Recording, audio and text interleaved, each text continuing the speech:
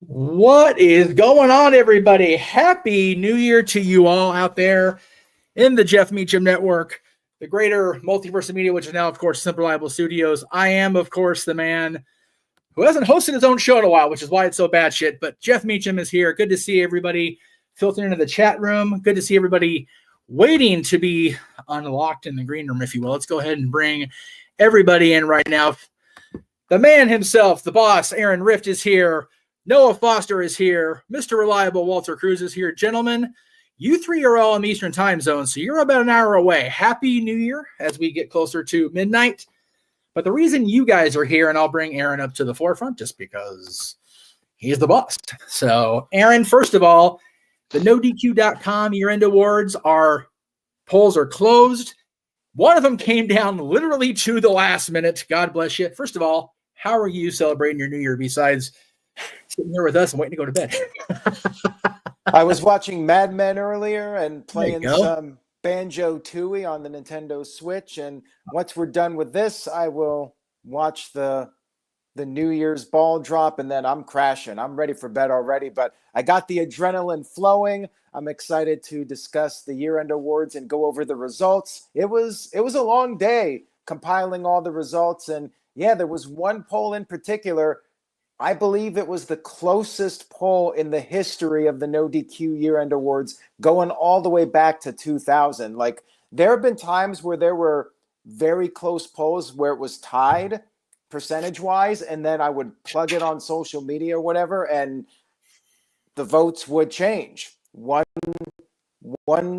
person or one faction or whatever would rise above and have a clear win. But this poll, I kept plugging it, and it just stayed tied within like literally one or two votes. And there were times where I would check and it would be tied with votes. So very close poll and a lot of fun with the year-end awards as usual. It's always interesting to see how the fans vote. Sometimes they go against what I think. And, we'll go over this right now, and I'll let you know what I agree with and what I disagree with. So let's go ahead and do it. I'm happy to be here for this opening segment of your year-end celebration as we head into 2025. And it was a great year.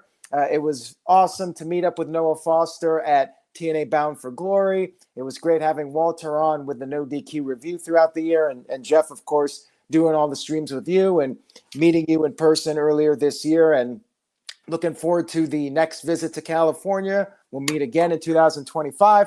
So having said all that, let's get into the results.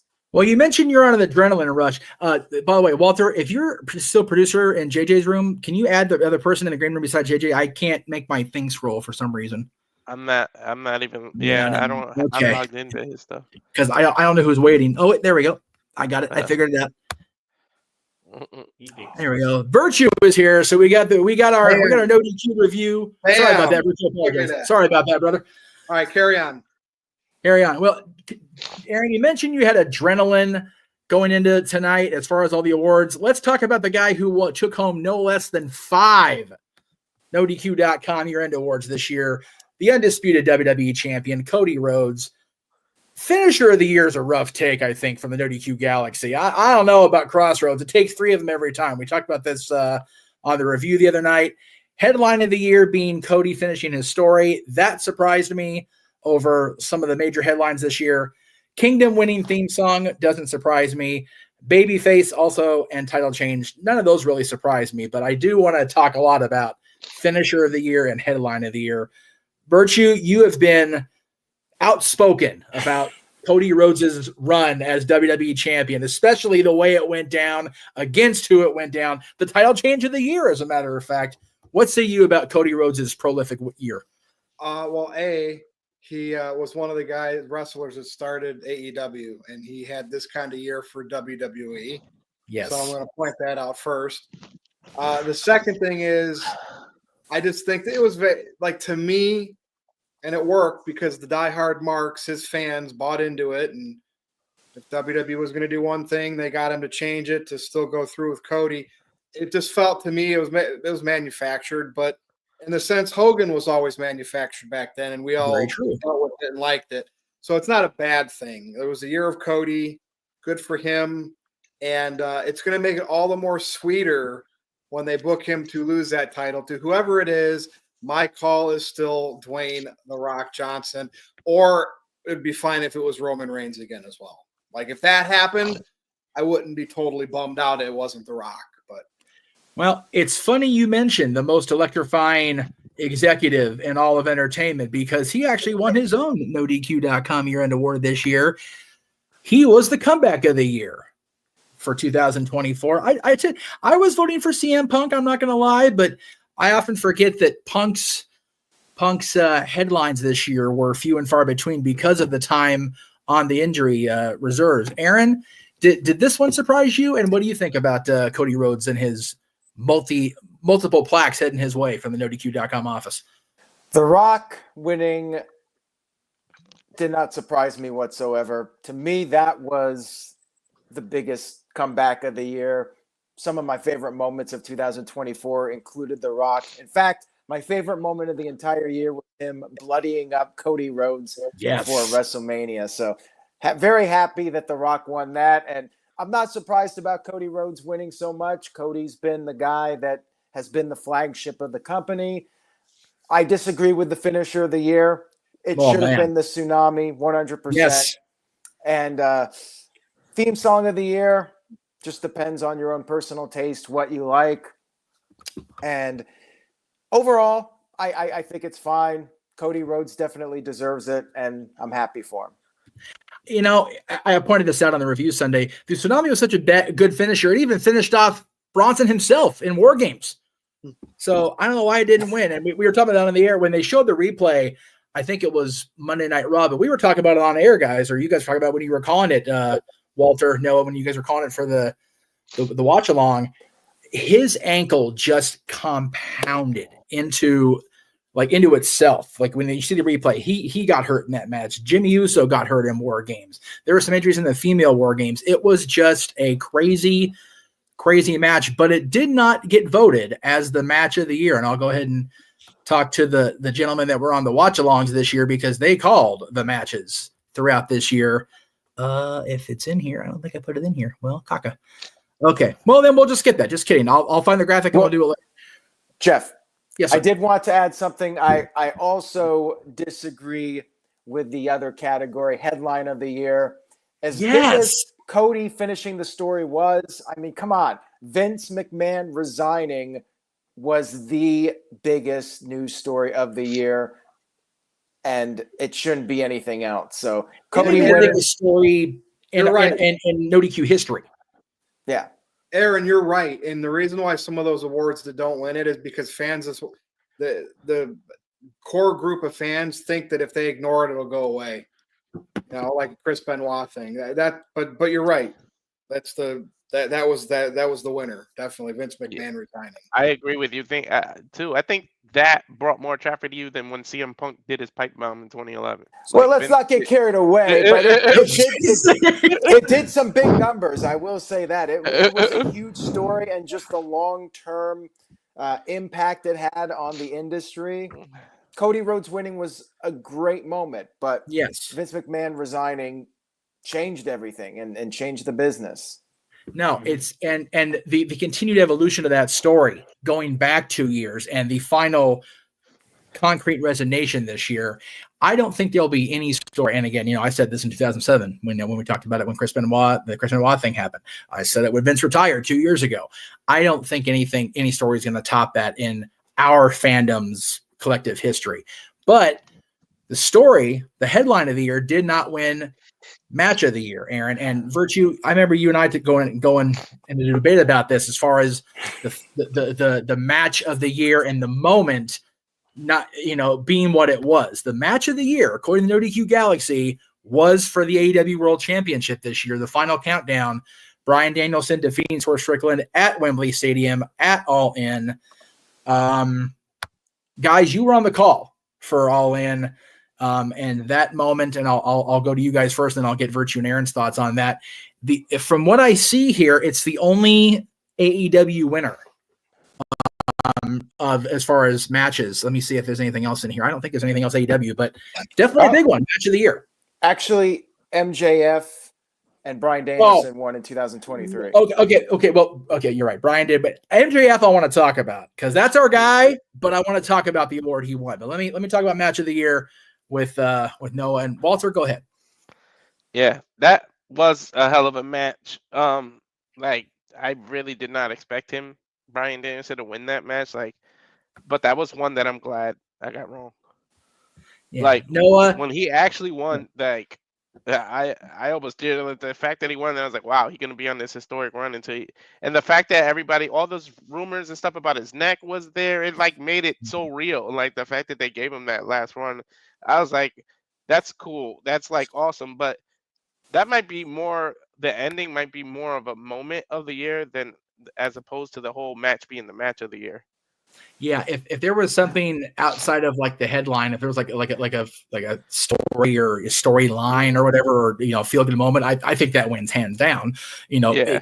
That and Cody are neck and neck. Noah, what do you think? The AEW World Title match being the match of the year according to the WQ Galaxy. I think it's a fair point if you've been a follower of Bryan Danielson for his entire career, and the fact that the aftermath, he said that was the greatest moment and the biggest moment of his career, really brings it home with how important it was. I think it was a very unique story told when we talked about, again, the condition of his neck. We wasn't sure he was going to win or not, so I think that suspension of disbelief had a lot to do with people's choice in picking that, because that's also what I picked as well as a lifelong fan of the American Dragon. Those moments of the no-sell with the moves by Swerve Strickland saying that this isn't your match, this isn't your moment, kid, this is my time now, I think also added to it, because a lot of people, I think, look at wrestling as a foregone conclusion. It didn't feel like a foregone conclusion with this match, but it definitely felt very personal. It left you on the edge of your seat. And of course, Swerve making it personal with Bryan Danielson's family in the front row was a nice added touch too. The entire value of not only the booking of this, but the story told and the culmination afterwards of it as well, I think really is what sold it all for me. So I think it's a fair point. I think Bryan Danielson, if nothing else, deserved that moment. And I think that people believe that he deserved that moment as well. And that probably also helped people in their voting. If Swerve Strickland won that match, then I think there would be a whole different conversation as far as what the No DQ Galaxy would have picked. But kudos to this match for winning, and kudos to Bryan Danielson having one of the greatest moments of his career. In his words, the greatest moment, because it was in front of his family and for his family, not just for professional wrestling. Virtue, I know you're going to want to talk about this next one, so I'm going to bring it up. We mentioned that there were two other AEW winners in this year. One of those winners, I don't understand how he got the award, and the WWE counterpart of I don't understand. MJF, as much as we all love Max, wins Talker of the Year from the No DQ Galaxy. And again, I know he came back and had a pretty decent return, but his overall impact, I don't think really measures up to it. And then here's the one that I know is just going to make Virtue's day. The announcer of the year is Samantha Irvin, everybody, for the No DQ Galaxy. So let's back to the match of the year. I'm fine with whatever was picked because the match of the year really didn't happen. Roman and Rock. So until that happens, next year. It doesn't matter. Yeah, next year we shall see. But yeah, MJF winning Talker of the Year, as great as a promo as Max has proven to be over the years, I don't believe it over people like CM Punk, Drew McIntyre, even Kevin Owens. I actually voted for Kevin Owens this year, and people know I'm not Kevin's biggest fan by any means. MJF wins by they just gravitated towards him because of who he was. They didn't necessarily look at what his year was. If you compare this year to his past years, it's like, yeah, you didn't do what you've done before. So why is he a Talker of the Year? Just because he's MJF? I guess. Yeah, that one surprised me. A lazy vote by a lot of people. It's very, very. I tend to agree. Now, Punk and Drew was mentioned as a match of the year candidate. It did garner some votes, correct, Aaron? The Hell in a Cell match within the Bad Blood? Yeah, but it did not win. But it did win Feud of the Year, which did not surprise me. It was such a intense feud. The entire calendar year, really. It stretched from before WrestleMania all the way through to even now. They're still mildly beef. I mean, we got Punk and Rollins coming up in a week on the premiere of Raw, but what does everybody think about that? Drew and Punk being the Feud of the Year. It was. I mean, it went the whole way. It started back at the Royal Rumble when Punk got injured. Drew McIntyre used that to fuel his ire towards CM Punk and rub it in his face all the way through WrestleMania. And then Drew ate crow when CM Punk cost him the title in 5 minutes 46 seconds and haunted him since then for several months till he got bludgeoned in Chicago when it became about family values and it culminated in one of the most bloodied, violent, realistic feeling Hell in a Cell matches I have seen in a long damn time that wasn't in the red creative hate that gave me that same feeling of animosity and finale. You know what I'm talking about, Jeff, Milk Crate. Since do. Triple H Sure. and Shawn Michaels, of course, back at Bad Blood 2004. So I think rightfully so. It had a definitive conclusion as well. Why I think Roman Reigns and Cody Rhodes feels more like an epilogue towards something bigger, as Virtue keeps pointing out. I agree. I do think, because remember what Rock said after WrestleMania, the story of me is just beginning, and we still don't know what's in Cody's pocket. That's a whole different conversation. We'll talk more about that next year, I'm sure. But yeah, I think definitely when you look at year-long storytelling and rivalries, you got to give it to CM Punk and Drew McIntyre, especially the evolution of Drew McIntyre's character. He's definitely become, in my opinion, the strongest Mike Tucker this year. And I think that the fact he didn't get Mike Tucker of the year, which who I voted for him, kind of BS. Yeah. So, Walter, yeah, what do you think about the two awards? The fact that these two kept us interested without even touching for like months due to injuries. Like the fact that we were like so hyped and they both worked. Like they use social media in the good way that you should use social media to keep us interested in stuff. So the fact that they were able to do that was like ridiculous. Like this feud was awesome all the way around. Like this one is a well-deserved feud of the year. Like the No DQ Galaxy definitely got this one correct. All right, I agree with that. One I'm curious about, and I'm gonna throw it up there next because this one surprised me also. The faction of the year from the No DQ Galaxy, they voted for the Judgment Day. Really? Yeah. What do we think about that? I'm curious. I put both versions on purpose because I wanted to get the reaction because the Judgment Day had a very up and down 2024. Were they the top faction of this year? No, but they had the females with the goods in them, Rhea Ripley and Liv Morgan, and that No DQ Galaxy is going to gravitate towards the groups with the chick in it. That's true. Accurate. That's literally the it had both. If you look at it, the two versions of it, it had both of them in it at one point. You know, and they were both hot this year.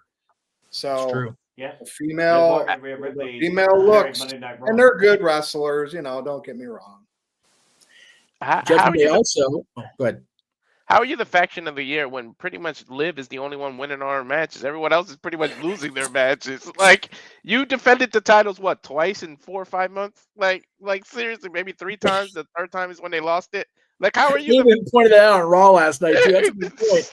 That's a good point. But the Judgment Day not only held titles this year, they won 2 NoDQ.com year-end awards. As Dominic Mysterio ended up being the heel of the year as voted by the fans and the visitors of NoDQ.com. I don't know whether I'm surprised or just proud as a fan because Dominic Mysterio has evolved so much in just the last year alone, but it really since he made that big turn. He's one of my favorite performers on television. Yeah. And if they didn't wait so freaking long to do the New Day, they would have qualified for this because the New Day would have pulled it off. They waited and dragged it out for so long, they would have won the turn of the year.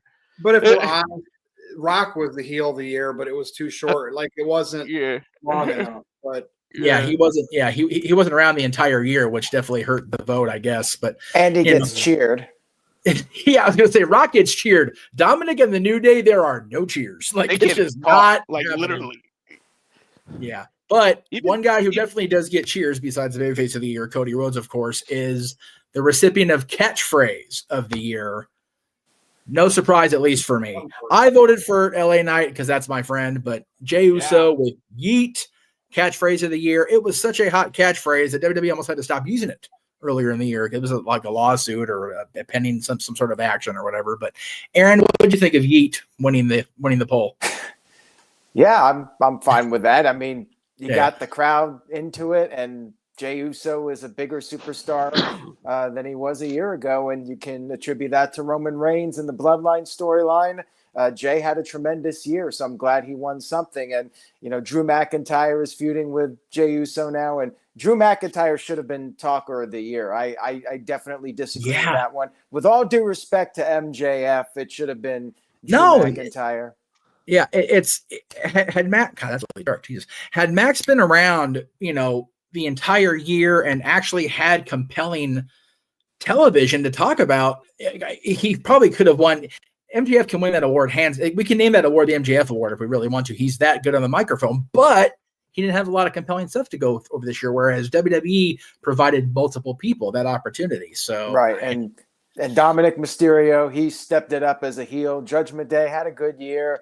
Bloodline was divided, doing their storyline. So I'm not surprised the Judgment Day was able to win it this year. Now this one might be the biggest surprise to me because I figured Rhea Ripley was going to run away with this one. But I know a lot of people are very high on Roxanne Perez, and I don't recall the last time an NXT female superstar won that poll. So very, very shocking to me. I'll have to go back and look at the previous poll results and see how it played out in other years. I mean, no, I don't believe an NXT one ever won.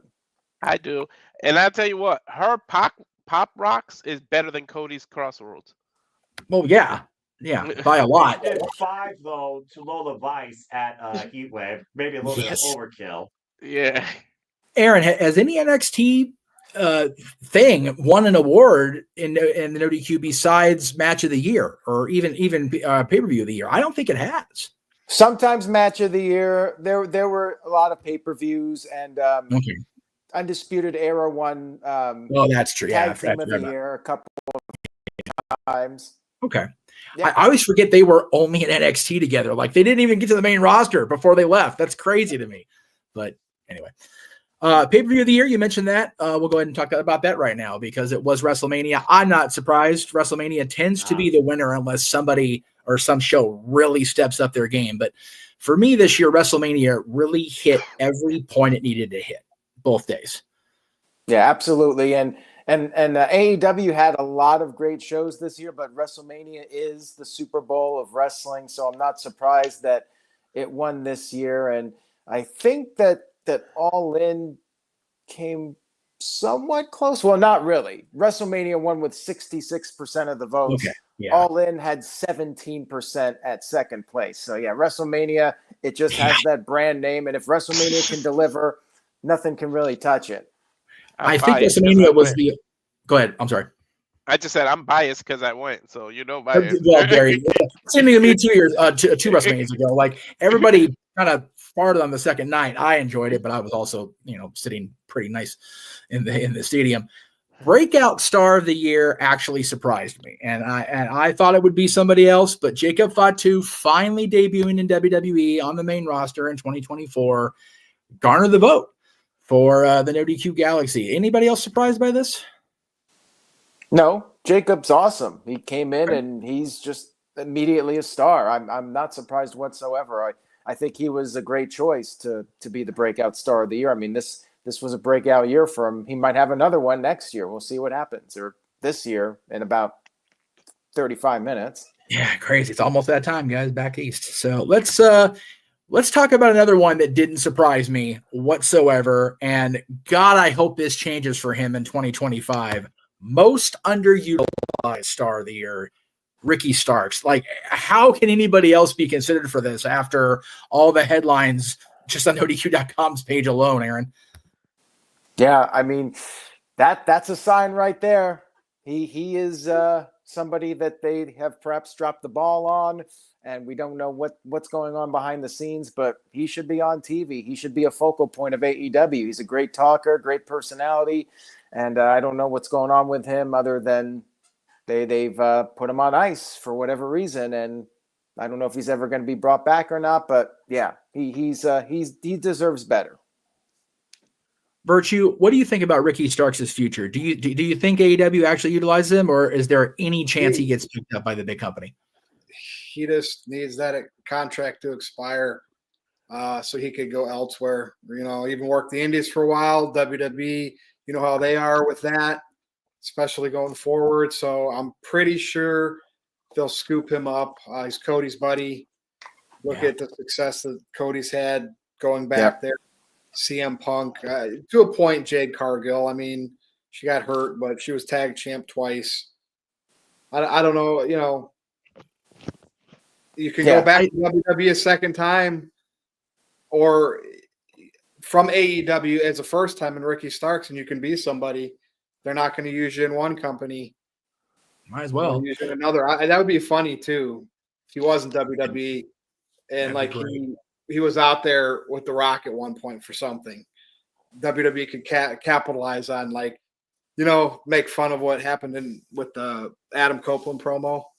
Yes, That's I would what love was gonna say. That Adam Copeland thing did him no favors. That's where it really at least started for Ricky Starks to go. That's but no, it did. In AEW, when you're supposed to go out to the ring and have an idea what you're going to say back and forth, and not try to one up each other. Right. Seth Rollins and CM Punk on Raw last night. Oh, that's professional.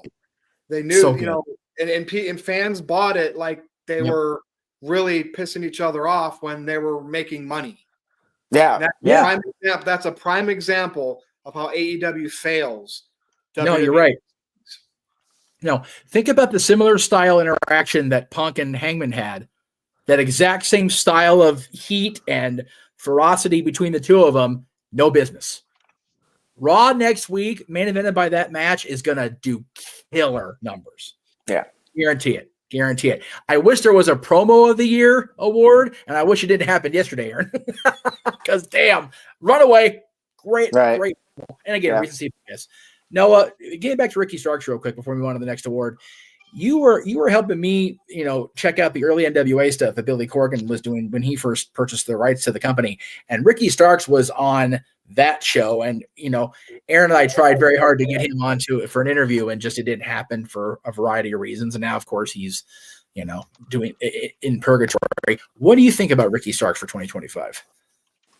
I think he absolutely needs a reset. I'm hoping the best for him. I think he has huge potential. I'm surprised they haven't tried to insert him maybe in the TNT title pitch after already feuding with MJF for that Dynamite ring at one point. I'm surprised he hasn't been, trying to be part of the conversation of somebody that AEW didn't utilize, but he could be, a conquering hero to maybe take on Jon Moxley for the world title. The whole thing right now with him showing up at GCW and shooting on AEW right now, there's a special disbelief that they're trying to maybe finally do something with him, but I think it's just wasted potential. It just comes down again to having such a overstacked roster. All right. That was weird. All right. I'm going to do the show of the year last because it came down so close, Aaron. You mentioned earlier the other award winner from AEW, Superstar of the Year. I am so happy for, but surprised by this. Bryan Danielson, the No DQ Galaxy. Brian's been a longtime favorite of the No DQ audience. He's been part of our independent wrestling lives for the entire 22 years we've been. I've been with you the entire almost over 25 years you've been running the website, but I'm still surprised by it. Yes, I am very surprised because Cody, as we mentioned earlier, was the flagship of WWE and won at WrestleMania, beat Roman Reigns. But a lot of people are huge fans of Bryan Danielson, and this was, according to him, and I believe him, his final year as a full-time performer. And because of that, maybe that garnered some extra sympathy and votes for him. But he definitely had a fantastic year. And if this is his final year, then, he went out in a big way and had some great moments. And I love the win it all in. And I got some people upset when I said that I thought that victory might have been even bigger than the WrestleMania 31. Some people didn't like when I said that, but the people voted for him. So there you go. The people have spoken, and he won. Marks, clearly it's inconsistent. Their votes are inconsistent there. How does Cody win 5 awards more than anybody else, but he doesn't win that award? And it's just, they just blindly vote. It's blind vote. Oh, Daniel Bryan, sure. We'll vote for him. Valid point that Virtue makes. And it's not that he shouldn't be. But I see Cody, you throw that up there at the beginning tonight, Cody Yeah. had 5 awards, but he doesn't win this one. Yeah. Bizarre. It's just bizarre to me. He's the babyface of the year. He had the title change of the year, the headline of the year, but he's not the overall superstar of the year. That is a very confusing dynamic there. Yeah. Math just doesn't add up on that. That's it. It doesn't work for me, brother. Noah, what say you on that one? Maybe people try too hard to get everybody something. Yeah, I mean, Maybe. it could be, and Sometimes people just felt. When you're the best during a year, and Cody clearly was pushed that way and delivered. Yes. Yeah, you should sweep everything. I mean, it's just that's the nature. But you know what, though? We had Cody winning a lot. The Judgment Day won 2. The Bloodline, both factions won 2. Judgment Day won 2. So it did flesh out. But AEW winning the awards they won, I was kind of surprised. And you know what? People say that the visitors of No DQ hate AEW, and it's all WWE. But look, the people voted for AEW in a couple categories. So there you go. I mean, No DQ hates AEW so much they won Talker of the Year, which is bizarre math to me. Match of the Year, damn good match, damn good story, and then Superstar of the Year. So MJF's one of the best talkers, but he wasn't around for most of the year. Yeah, exactly. That's my thing. Guys, what do you think over here before we move on to the final? Maybe Tony Khan used bots in his favor and got there you go. That would explain, which means Tony Khan's a follower of NerdQ.com, which wouldn't surprise anybody, I don't think. I'm sure if all the sites out, I'm sure. If MJF is, then we can believe Tony is. Well, we know Max is. That's for sure. That's my point. All right. So this is the one that was having Aaron bite off of his nerve endings on his fingers today, because it came down to today. It was down to, I think the final tally was this show won by 3 votes. SmackDown was in second place for weekly show of the year, but the winner in its final year on regular television, cable TV, Monday Night Raw, was this weekly show for 2024. And I'm not exaggerating when I say they won by 3 votes, because Aaron and I were communicating throughout the afternoon. Yeah, I think Raw was clearly the winner this year. I think SmackDown was a little bit inconsistent, especially after WrestleMania when Roman Reigns left. That period in the middle of the year, I think SmackDown fell a little bit. Raw, though, had a lot of interesting moments, including moments with The Rock in the beginning of the year. And the 3-hour shows with CM Punk and Drew McIntyre and the rise of Bronson Reed had a lot of fun moments. Rhea Ripley, Liv Morgan. I think Raw was the clear winner, despite being 3 hours. I thought these were the best 3-hour Raws that WWE ever produced in 2024.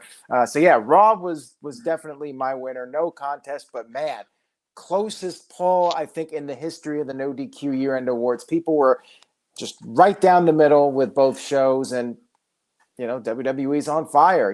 Raw and SmackDown dominated this poll. Virtue, would you say that SmackDown suffered in the second and the middle of the year because of Roman Reigns? It was the end of the Fox contract, and they phoned it, mailed it in, whatever the phrase is, more than, you know what I mean, knowing that they were going to go to USA Network. So I definitely. Walter, what about you? What do you think was the biggest difference between Raw winning and SmackDown not winning again? I think Raw, when it really went to 2 hours, it like really stepped up. But I think them knowing that they had that Netflix deal in their back pocket made them step up real well, because they want to impress the executives at Netflix ahead of time. So they really, really like put their effort back into Raw. Like you could tell for a little while, like last year and stuff, SmackDown was the A show. It did reverse for the first time in like years, that SmackDown was A and Raw was B. Soon as they got that SmackDown start on USA, I think 2019. No. This latest, or that's coming up, right? I think it is. When was the first SmackDown on USA again? Well, yeah. SmackDown's on USA. It's been on USA since the season premiere off of Fox, which was, I think, October, maybe September. So it was later in the year. It was later. Yeah. I couldn't remember what month it was. It was. You mean after the Fox deal? Okay. It was the same month that CW went to CW picked up NXT, because they had that week of everybody's on USA this week or whatever it was. Yeah. that never helps either when you have mid-year switch, or not Yeah. mid-year, Yeah. but like during the year you switch a network.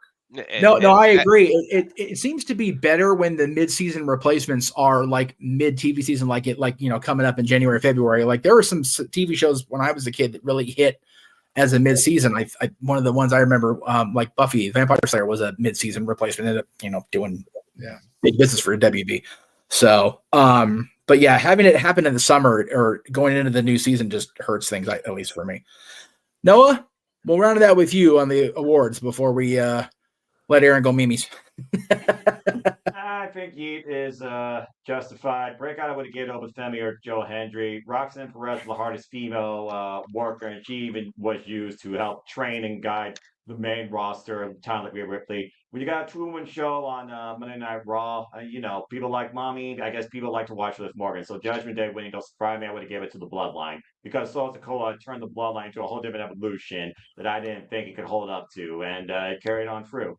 And I saw Roman Reigns SummerSlam moment, so I'll be a little bit biased there. As far as this show winning Monday Night Raw, yeah, it's been pretty consistent overall this year. Even 3 hours has turned into something worthwhile during their time. And I think they definitely have stayed the pace, even if you do think they're running in the same circle. So Raw doesn't surprise me. But the fact that Raw and SmackDown were so close this year just goes back to the work that Triple H has done in re-evolutionizing interests in WWE. So kudos to Monday Night Raw winning. I think it was the right choice. I will say this, just for virtue, because I'm a mark for it. I think NXT was the show, but that's just me because I'm a mark.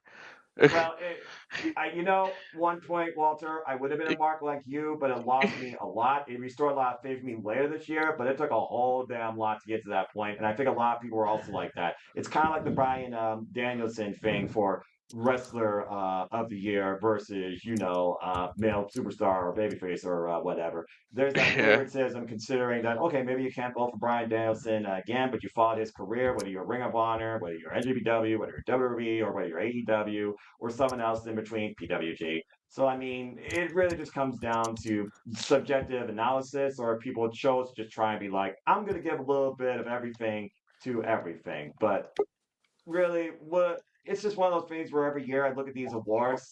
I don't participate in them that often. I more so just look at them. If I were to figure the last time someone won NXT for Wrestler of the Year, maybe Asuka, Aaron, because of her run back then, the black and gold. But I think a lot of the awards here are justified, particularly with the WWE ones. Finisher, though, I still say Tsunami, because Tsunami could literally kill you. And to be fair, Jeff, Crossroads did win one time at Saturday Night's Main Event, and I think AJ Styles at Backlash, but other than that, you're right. It took multiple. That's fair. Aaron and Virtue, I know you guys are looking to be done with your night. So Virtue, I know the next time we'll see the No DQ review, I believe, is Tuesday, January 7th. Is that correct? Yes, 7 p.m. Hot off of the Netflix Raw debut. Beautiful. And Aaron, we will see you tomorrow night for the recap of Fight for the Fallen for AEW Dynamite, correct, sir? That is correct. And I just wanted to say it's a pleasure to do all the streams with you guys, and looking forward to more great moments in 2025. Virtue, congratulations on your wedding. That was a great time. That's you pinned me. That's the only time I've ever put somebody over. So happy for you. Happy that you're living the life. And here's to a happy 2025. Let's make it a prosperous one. And I will see you guys soon. Have a great night. See you in the new year. And welcome to the club, Virtue. Virtue, I appreciate you popping in. I know it's rare we get you on a Jeff Meacham Network stream, so thank you for coming in, brother. No problem. Yeah, I would stick around. I know you got plans at midnight, but we're getting close here. It's not midnight there, but it is. It's approaching. We got to get him on one of ours, Noah. So, it all don't mean to leave you hanging with three, but you're not. I have my producer man waiting to come in because we're going to talk about something real quick here before we get to hour two. Virtue, we're starting a video. Virtue, Noah and I are starting a video game channel. So if you ever want to be on, keep me posted. I'm interested. All right. All right. We'll see you, Virtue. Thank you very much. Appreciate you, man. All right, JJ, why don't you go ahead and pop on in here real quick, and we'll get to talking about. We got about 19 minutes before the first ball drop of 2024. Renegade JJ Williams, everybody, popping in at the end of the first hour here. Good to see you, sir. How you doing today? There you go. Da-da-da-da-da-da. Oh, it's right. Wrong guy. But anyway, if you know, you know, folks. Before we let the two gentlemen in the bottom tier go to do this crazy call coming up at 9:30 Pacific, 12:30 a.m. Eastern over on the Simple Reliable Studios network of channels, which this show is a hell of a way to kick off 2024. 5, excuse me. I got to say, that's going to be fucking awesome. It's not a botch. It's late. I'm tired. Fuck off. Technically, it's a way to end 2024 on our coast. So, that's fair. That's fair. But yeah, the first wrestling show of 2025 to all coasts except the 3 coasts in the United States is going to be Noah the New Year. And I think only appropriate that Noah called Noah the New Year. I think that's brilliant marketing, I think. But anyway. It's got to be his favorite wrestling promotion. His name is in the title. Right? Stop that. That's right. All we need now is Noah Donish on color commentary. We got Noah's calling Noah, and we need to get it's bananas. Hey, anyway. I got to call a stream that literally went from Walter's Pyramid earlier. This is valid. This is valid. I haven't even been to that venue for a wrestling show, and that's in my goddamn backyard. That's horseshit. Anyway, JJ, let me ask you real quick. Are you surprised not only at Raw, if it fucking cursor will work, at Raw winning weekly show of the year, but how close it came? Like I said, Aaron and I were talking right up until about 5 p.m. our time, and it came down to winning by 3 votes. I'm not really surprised. Raw kind of stepped its game up this year. I mean, it all really started on the January 1st episode of Raw with the Return of the Rock. Yes. That laid the groundwork for what Raw was going to be in 2024 for me. I would have to agree with that. And, you know, even though SmackDown was the Bloodline show for all intents and purposes, they were on Raw a lot in Q1. Yeah. And you know, Q1 leads into WrestleMania every year. So exactly. And to the point that was made by the majority of the panel, I think the fact that Roman was gone, and we had as we've called it here, the bootleg Bloodline as the dominant faction on the show, I think that hurt it. Yeah. You know, I know I'm not speaking for myself, but neither Raw or SmackDown was my weekly show of the year. It was NXT. No, I know Walter tends to agree with me there. Yeah. Hell, NXT was such a phenomenal show this year. Noah came back to the brand. Yes. That is everything you need to know about NXT this year. We literally did an impromptu watch along to a live one. Yes, you did. That was NXT for me really was standout. I'm hoping to get back into the groove of Thursday night wrestling again. It's been so hard not being in a set location on any given Thursday. I've been all over the place, so I haven't been able to be in front of the TV to watch Impact, to watch Ring of Honor. So hopefully in 2025 that will change, because as it stands now, my schedule will be that's my last off day of the week before I head to the Magic Kingdom on Friday afternoon. So hopefully we shall see. And yes, the Dominguez instances were there when The Rock asked if he should be head of the table, because that was in California. It seems starting the year in California, Southern California specifically, is the way to go for WWE. They're going to have the new Raw approach on Netflix next week. NXT New Year's Evil is coming to the Shrine Auditorium, which I'm so fucking stoked I get to go to that. Thank you to my benefactor. We'll talk about that later, I'm sure, if not later in the week. And yeah. Hey, you know what? Yeah, there's the show in San Diego. Apparently and I heard this last night kind of in passing during the Intercontinental Tournament, the women's final is going to be in San Jose, not in Los Angeles. It's going to be on the 13th. Yeah, I take a little issue with that, but yeah. you've also got to figure they've already got that Raw fully loaded. Do they really need to add something else to it that isn't going to be as memorable as Punk Seth, Jay Drew, Roman Solo, the return of John Cena, Liv and Rhea, last woman standing, oh, and we're going to crown the first ever women's Intercontinental Champion, and it's not, in Puerto Rico or whatever, Well, yeah, but they gave Janeiro. Well, yeah, but they gave it to NorCal. They gave it to the Sharks people. Like, man, fuck that. They got to have some. They don't have Stanley Cups. Yeah, but you don't want to put all your eggs in one basket. Anyway. But goes over Noah's head because he doesn't follow pro sports. Yeah. All I know is I'm more interested in it than I was because I was like, nope, not watching when Natty lost. I was over it. I was pissed. I'm still pissed. She should be the first women's Intercontinental champion, just for my money. But if it's Lyra, I honestly, if it's Lyra or Dakota, I'm not going to be mad. I love both those gals, so I'm okay with it. But I really, really wanted it to be Natty because, God damn it, she deserves it. If Lyra loses, I riot. Is it wanting Lyra or not liking Dakota? It's the fact that I feel like Dakota has been too injury prone. Do you really want your first champion to be someone that's injury prone? Yeah. If it's going to be the workhorse title, why give it to a lame horse? Like that's scary to me. So Lyra has proven herself. You know, she beat Becky Lynch for the NXT championship. She did. Mm-hmm. So she's proven she can go toe to toe with the women on the main roster. And you know what? I haven't mentioned. Oh, God, I'm sorry. No, I was just laughing at what Jay just said because I was gonna say you don't want her to win the AC title, and then by the San Jose show she can't defend it because she hurt herself. Right. It's also one of those. I'm glad they're kind of throwing Becky's name in the mix again. Although I haven't really talked about this on the air. I am stoked for her. She's going to the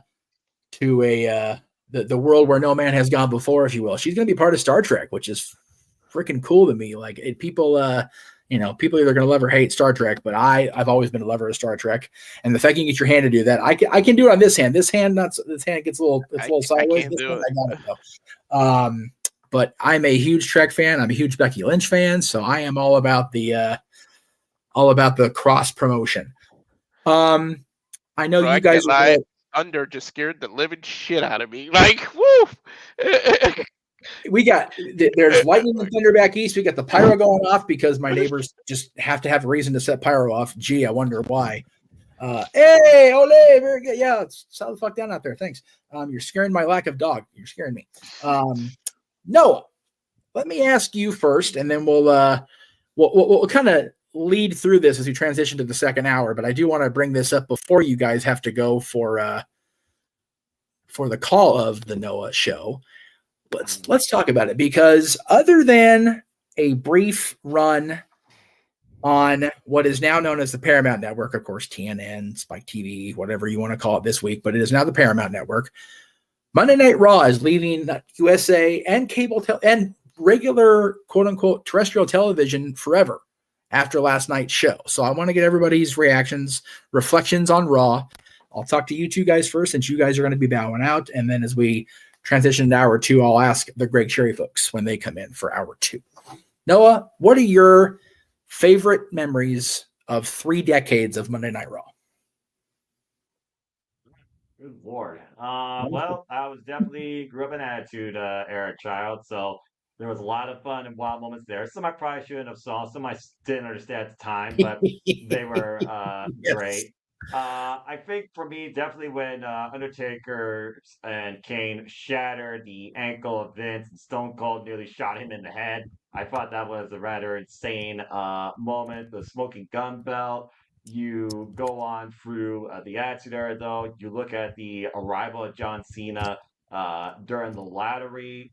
I think 2006 was a lot of fun for me with the reunion of DX and all the skits they did there, from messing with Vince McMahon's microphone to the cosplay that they did.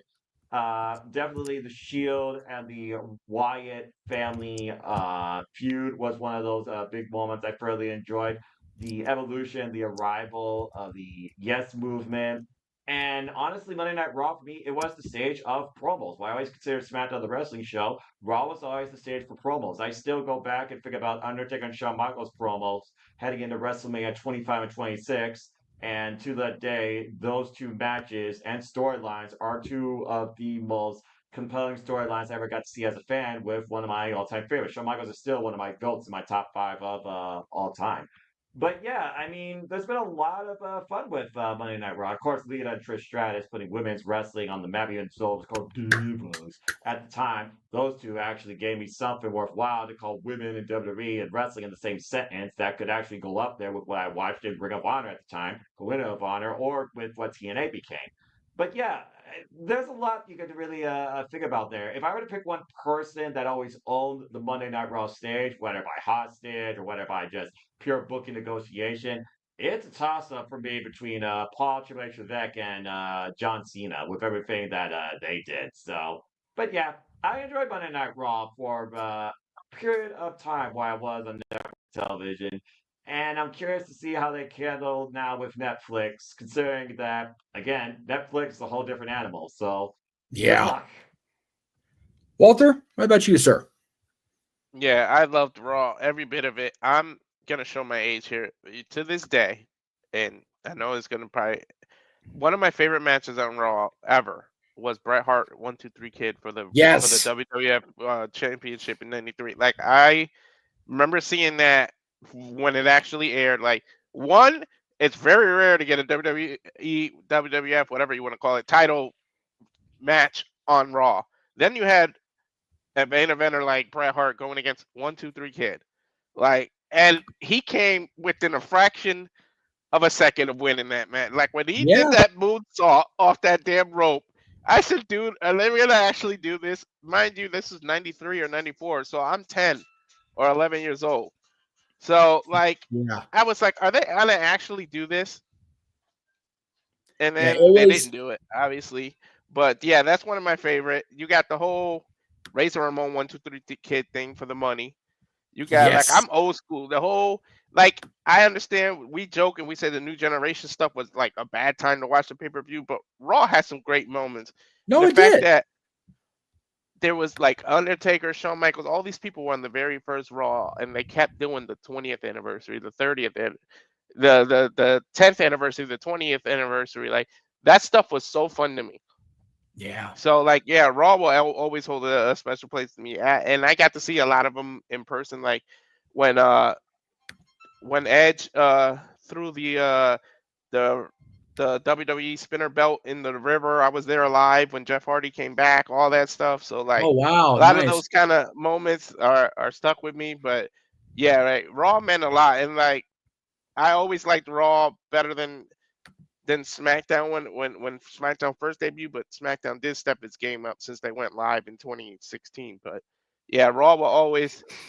It's the end of an era, and I know they say that cliche, you know, in WWE a lot, but it really is. And now we're in this new Netflix streaming era, and we got to see what they do. JJ, we'll close out hour one with you and your thoughts on Monday Night Raw, sir. Monday Night Raw is what got me into professional wrestling. That's true. You know, back in my younger days, I would always say to my buddies, you know, why do you watch this stuff? It's fake, it's phony, it's not real. And God bless him, my brother Bruce told me, go home, give it a chance.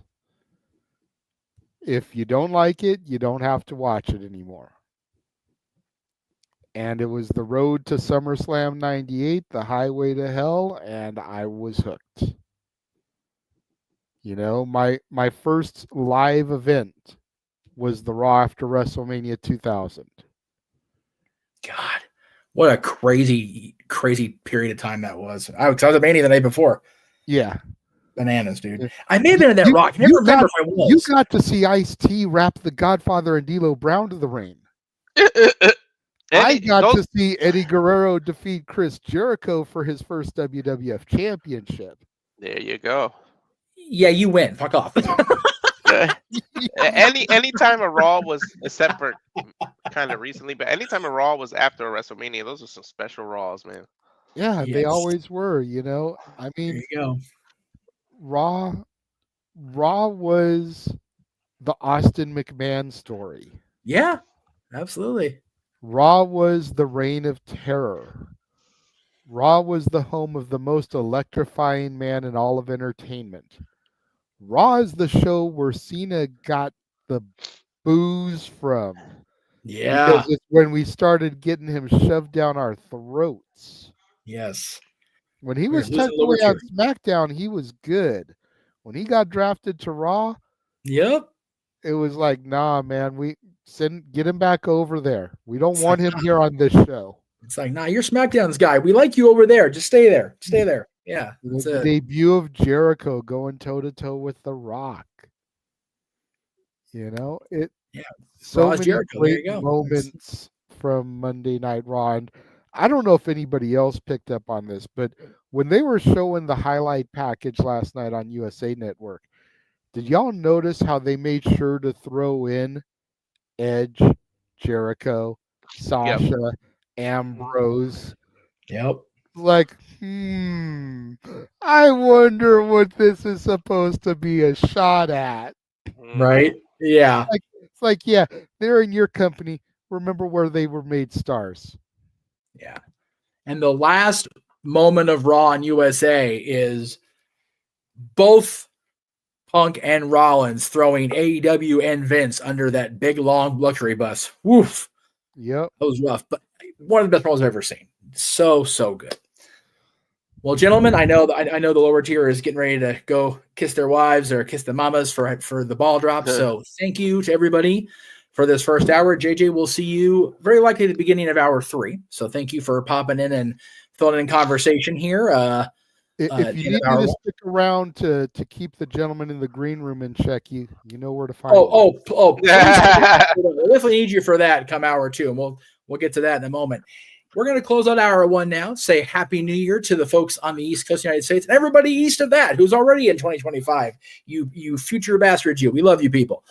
Stay tuned. We'll be back at the top of the hour with more discussion. But for now, the first of 2 songs from my dear, dear friend, Ariel Bellvalaire. Here she is singing Shoulda Known Better.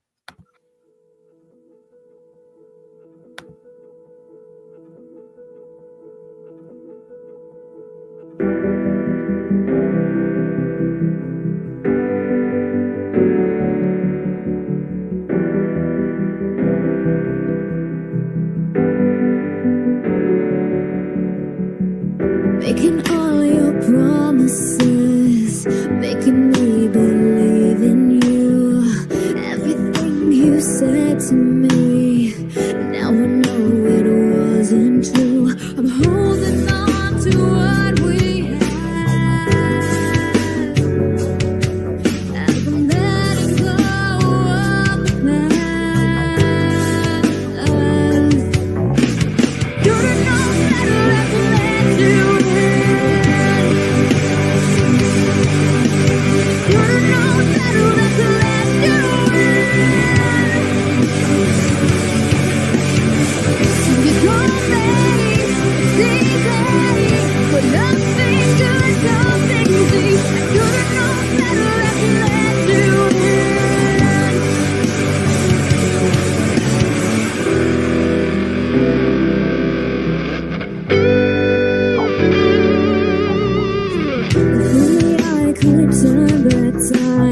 Before I let them cross the line, I think I'll do things differently.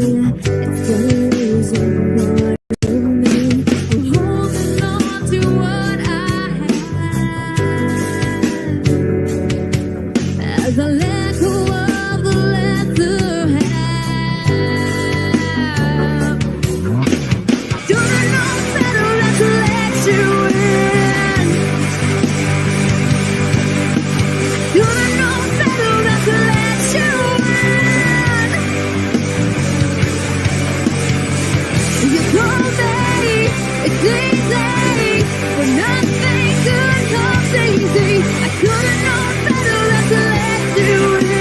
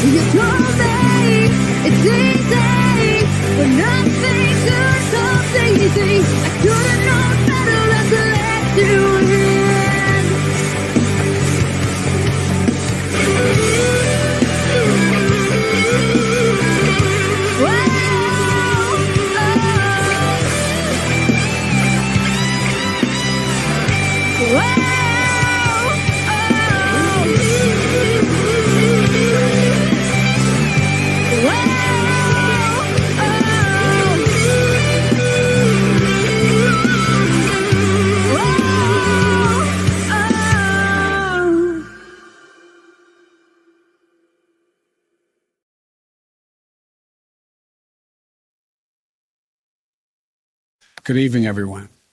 On this final night of my term in 2024, I want to remind everyone of the most important lesson we learned this year, which is politics is indeed a work, and you can show your belief in that with a purchase from the Greg Cherry brand store right now. Congratulations, Jeff, on reaching 5 years, and here's to the next 5 and more. Have a wonderful rest of the stream, and God bless America. Well, thank you very much, President Biden, for that. I greatly appreciate your input. I know you're having a tumultuous end of your term, so hopefully we will see better from you coming up here in 2025, even though you won't be in the White House anymore. But thank you again to President Biden for that. To the East Coast of the United States and to everybody else around the world already, Happy New Year. Good to see everybody back here for hour 2 of our annual New Year's Eve / Jeff Meacham Network anniversary show. Thank you to everybody here that's been here already so far. Let's see. Chris Harper's here. Good to see Chris Harper. Good to see Matthew sticking around for the whole show so far. Same with Manuel. Yeah, it's raining in New York. It's a sunbitch out there. So thank you, everybody on the East Coast, for sticking around, at least for this first hour. Jerry, thank you. We will see you shortly, sir. We are about 10 days. I love it, man. I'll see you sooner. But I think I worked out that way. But anyway, yes, good to see everybody popping in. Let's go ahead and bring in the folks from the Greg Cherry brand, since President Biden was so sweet to promote the politics is a work shirt. And by the way, you can get the shirt, much like Maven wore in his Instagram post on Election Day. You can buy that shirt at the Greg Cherry brand Teespring store right now. I don't know if I forget. I think Threadless, I think he's on. I don't know. We'll ask Greg when he comes in. For now, let's first off bring in the man who popped in toward the end of hour 1 and was waiting in the green room and got the nice little sharp jab from our resident renegade himself. Josh Mansfield is back on the Jeff Meacham Network. Got himself a haircut, looking actually less ragamuffin. Josh, you look good, brother. How are you? Oh, the elf squad's here. Okay, well there you go. Well, Santa's back to the North Pole for the rest of the year and then 2025. But we'll that's why he has me down here. Oh, okay. So if you're watching out for all of us, then the naughty list is screwed. So it is what it is. But it's good to see you. Here's the thing. A lot of you guys already been on the naughty list, like the guy who just popped in right there. He ain't getting off the naughty list anytime. The chat room. Oh God, that's gonna be a great second hour. I know already. Anyway, I mean, he's describing himself perfectly. So now, hey, you know what? He was good enough to be on the first hour, and now he's getting to spend the New Year's with his new wife, and it's awesome. So I'm happy for him. Oh, of course you did, you goonie. Hey, don't read the chat room if they're not super. You know what, Josh? I will kick you out of here right now. I will do it, and I've got enough whiskey in me where I'm already ready to do it. So anyway, let's bring it in. Shenanigans. Waiting for this or prayed for this? Virtue is the question. Big Baller G, good to see Big G. Not having a good football week, but we'll talk about that once everybody filters in. My goodness. Lord. Oh, yes, we definitely will have football to talk about. What? Sorry, fireworks are going off galore. Oh, I thought you were looking at me and having like I don't know, shit. Fireworks. I always do that. Anyway, you two are the only two that are here for now, unless I'm missing the green room because I can't scroll worth the son bitch. So let's go ahead and just rip the Band-Aid off. What the hell is going on in the NFL? I don't know. I have not paid attention. I do not care. Get rid of Watson. Clear the team of this answer. No, dear gosh, no. Goodbye. Get rid. And you Steelers have a flipper. You guys even. Steelers are killing me. I'm not even a fan, and they're killing me because of they're killing me. Oh my God, it's rough. Yeah, it's rough. I don't understand. No, for those of you that are in the green room in the private chat for this hour, remember The other two people on the, I was going to say, one of them on the East Coast is kissing his wife Happy New Year and has company over to celebrate. So let's not harp. And Maddie, I'm sure is asleep, so it's okay. And if he's not, good, hopefully he gets it. But anyway, yeah, it has been a rough 2024 in the NFL for everybody in the room here so far. Yeah. The Cowboys have just stunk the joint out. They suck, and even our franchise says we suck. On air, in front of God and everybody, just without audio because they didn't bother to turn on the audio. So thank God for that. Detroit, on the other hand, Daniel, they are kicking out. Right. Detroit. This may be their year. We were saying that last year around this time, but this may be the Lions' year. Yeah. I don't know. I hope so. Because yeah, go ahead, Jeff. I was going to say I hope so for the Detroit fans because I don't like their hockey team. I've never liked the Red Wings. I could give a basketball, and the Pistons ain't done shit in decades. Hockey, football, baseball. Oh, the Tigers, they're American League, and I'm an Angels guy, so I'm never going to root for them. What revelation in the chat room? Dun dun dun. Right. Holy shit! All right, Jay. Well, since Greg isn't here, come on and pop in. Reveal to us, what jersey did you buy? I'm dead curious now. Yeah, I am too. Anticipation is killing but me. yeah. Oh. What so by the way, real quick. So real quick, since we're on the football topic, once Greg's in here, he's gonna have some bragging rights, unfortunately, because I just checked the stats for my league this year. He came in first in my league. Oh boy. I came in 11th. Oh, that's rough, brother. That's rough. It occurs to me I didn't send out 2 invites to the people in the Great Cherry group people that I meant to. So let me go ahead and send those links now before I forget further.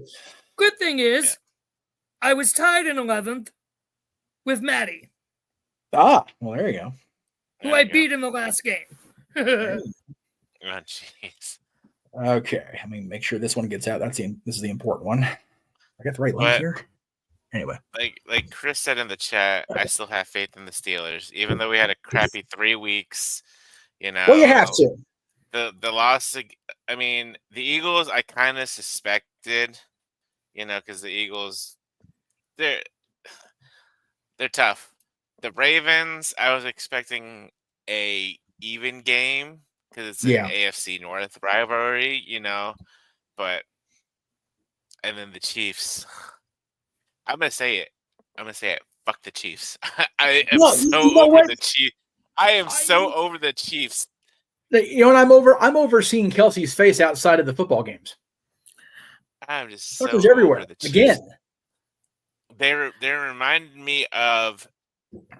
I mean, they haven't cheated or anything like that, but they're reminding me of the Patriots, of how dominant they were for so long. And now it's the Chiefs. And I'm just I'm so over it. And no, I feel you.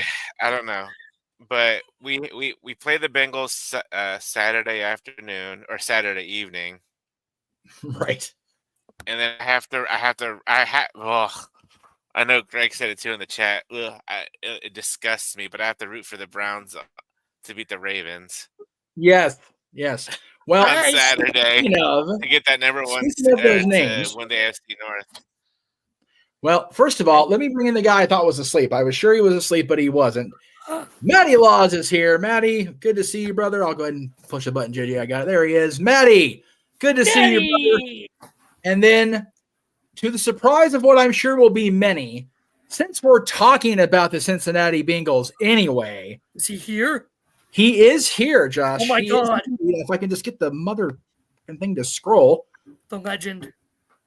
SRS. Holy hell.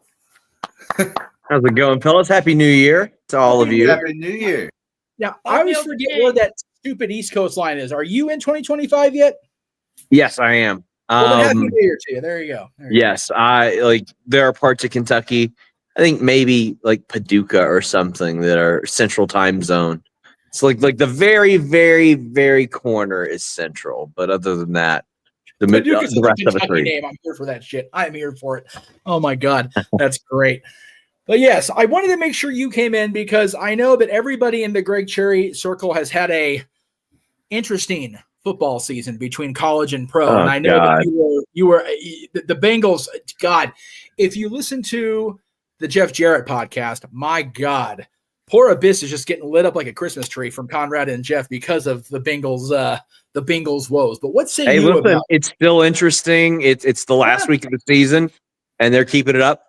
They are a Tanner Hudson fumble away from being in the playoffs. They are a pass interference call from being in the playoffs.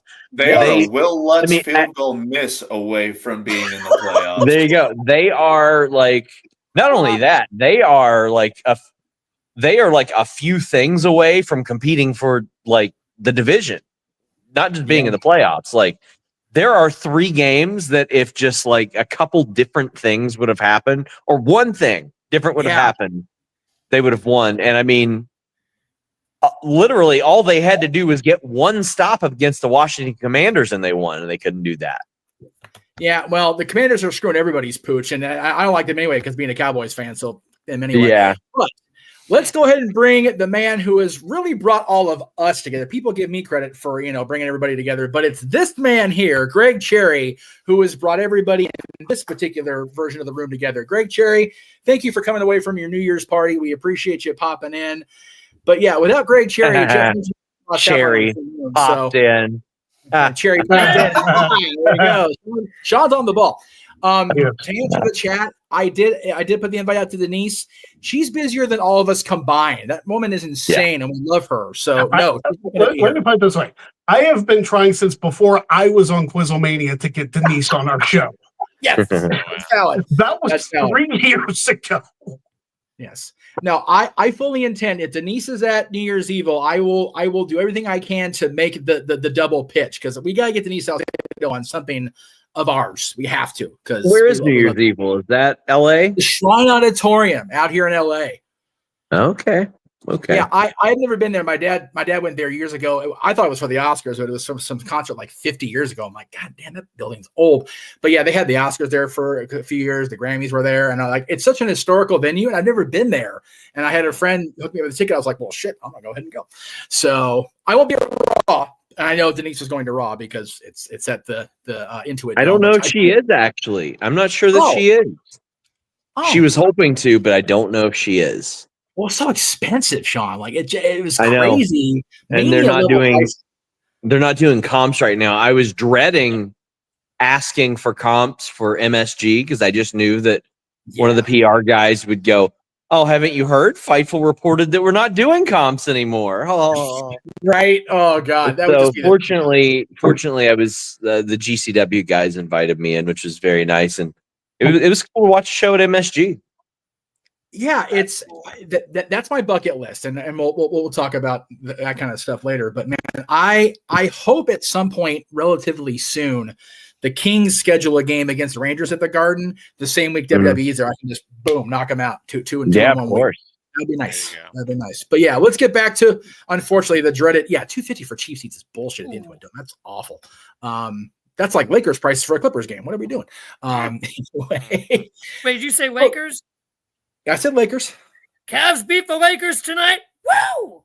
Screw the Lakers. And Cavs are white hot right now. It's insane. Good for them. Dude, what is happening in Cleveland? Like the Cavaliers are all of a sudden, getting their shit together. Good for them though. I mean, it's had to with my Browns sucking. Like, well, now, Sean, you and I are on the same team right now with needing Greg and Big G to lose, right?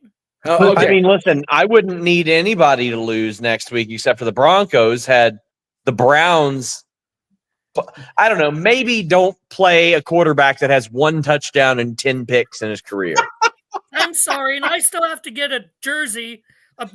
So, do you know at all about the bet I made with Maddie down there? I don't. Please enlighten me. Yeah. So, okay, we made a bet on the Browns-Broncos game a while back. The deal was, if the Browns won, he had to get a Browns jersey that said Daddy Matty on it with 69 on the back. Oh If the Broncos won, I have to get a Broncos jersey that says Maddie's Simp on it. Oh, God. Yeah, so guess who has to That's buy an a easy jersey? bet. I'm taking Bo Nix and I'm taking a rookie QB.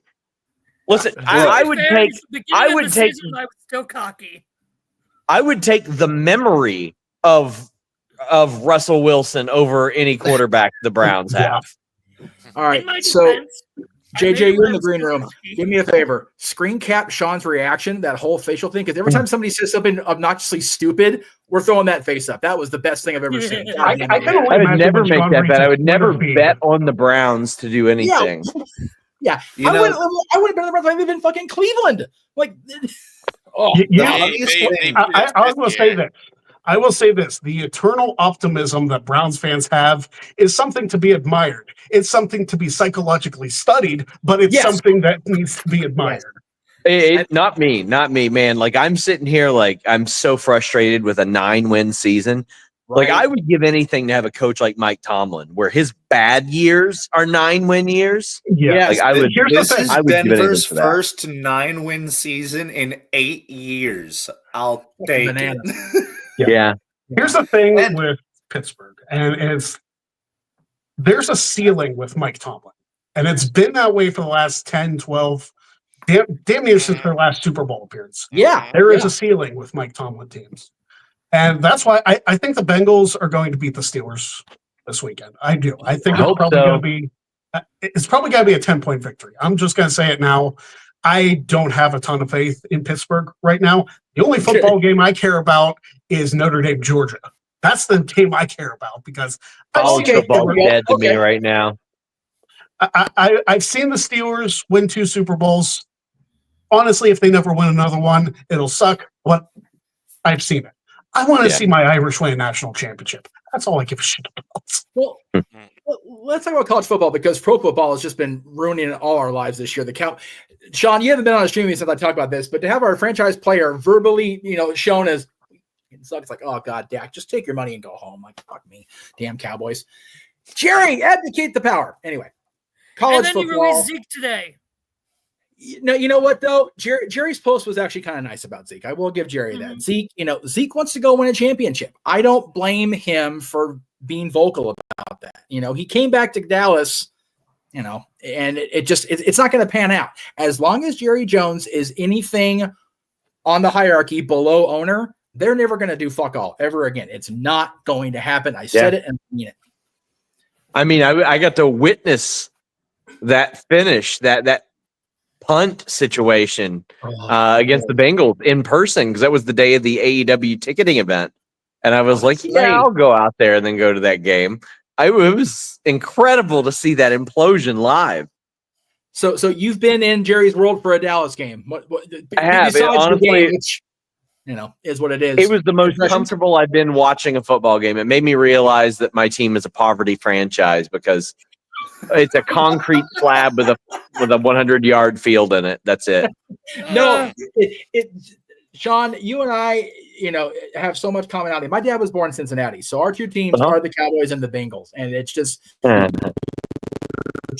sucks it bad.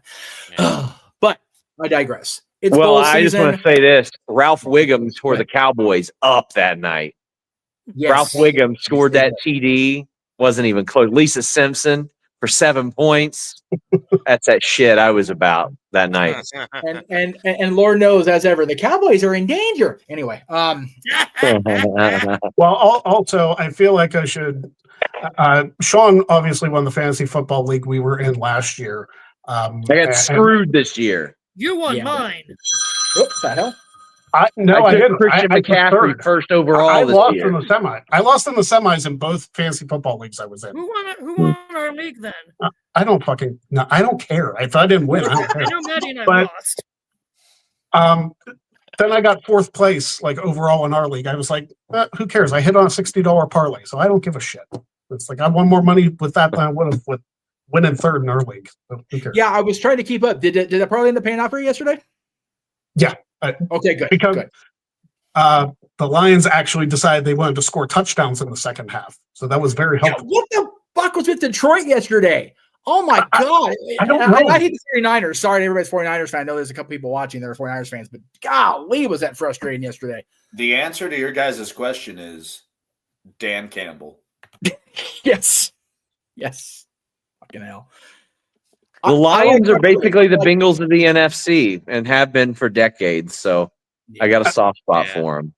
I wouldn't mind seeing the Lions win it all. Like Me if too. The Lions, Me too. a Lions Bills Super Bowl. I think I would enjoy that greatly because one of them would finally get their first win. That'd be cool. No, Yeah. I agree with that. I was against Detroit for so long because we had a roommate that was unfavorable that we just wanted them to lose just to piss him off. And then, being a Cowboys guy, we just kept kicking the Bills' ass in the 90s. So it's like, whatever. Either one of them winning is good by me.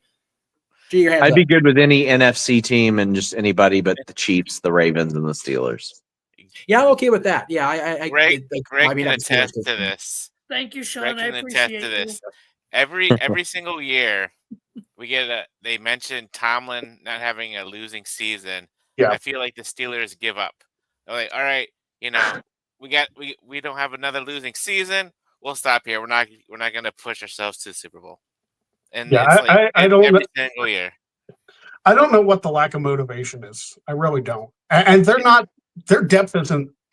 Shouldn't say the depth isn't that bad. But not having George Pickens and not really having a receiving core. Like I thought Baltimore's receiving core was terrible.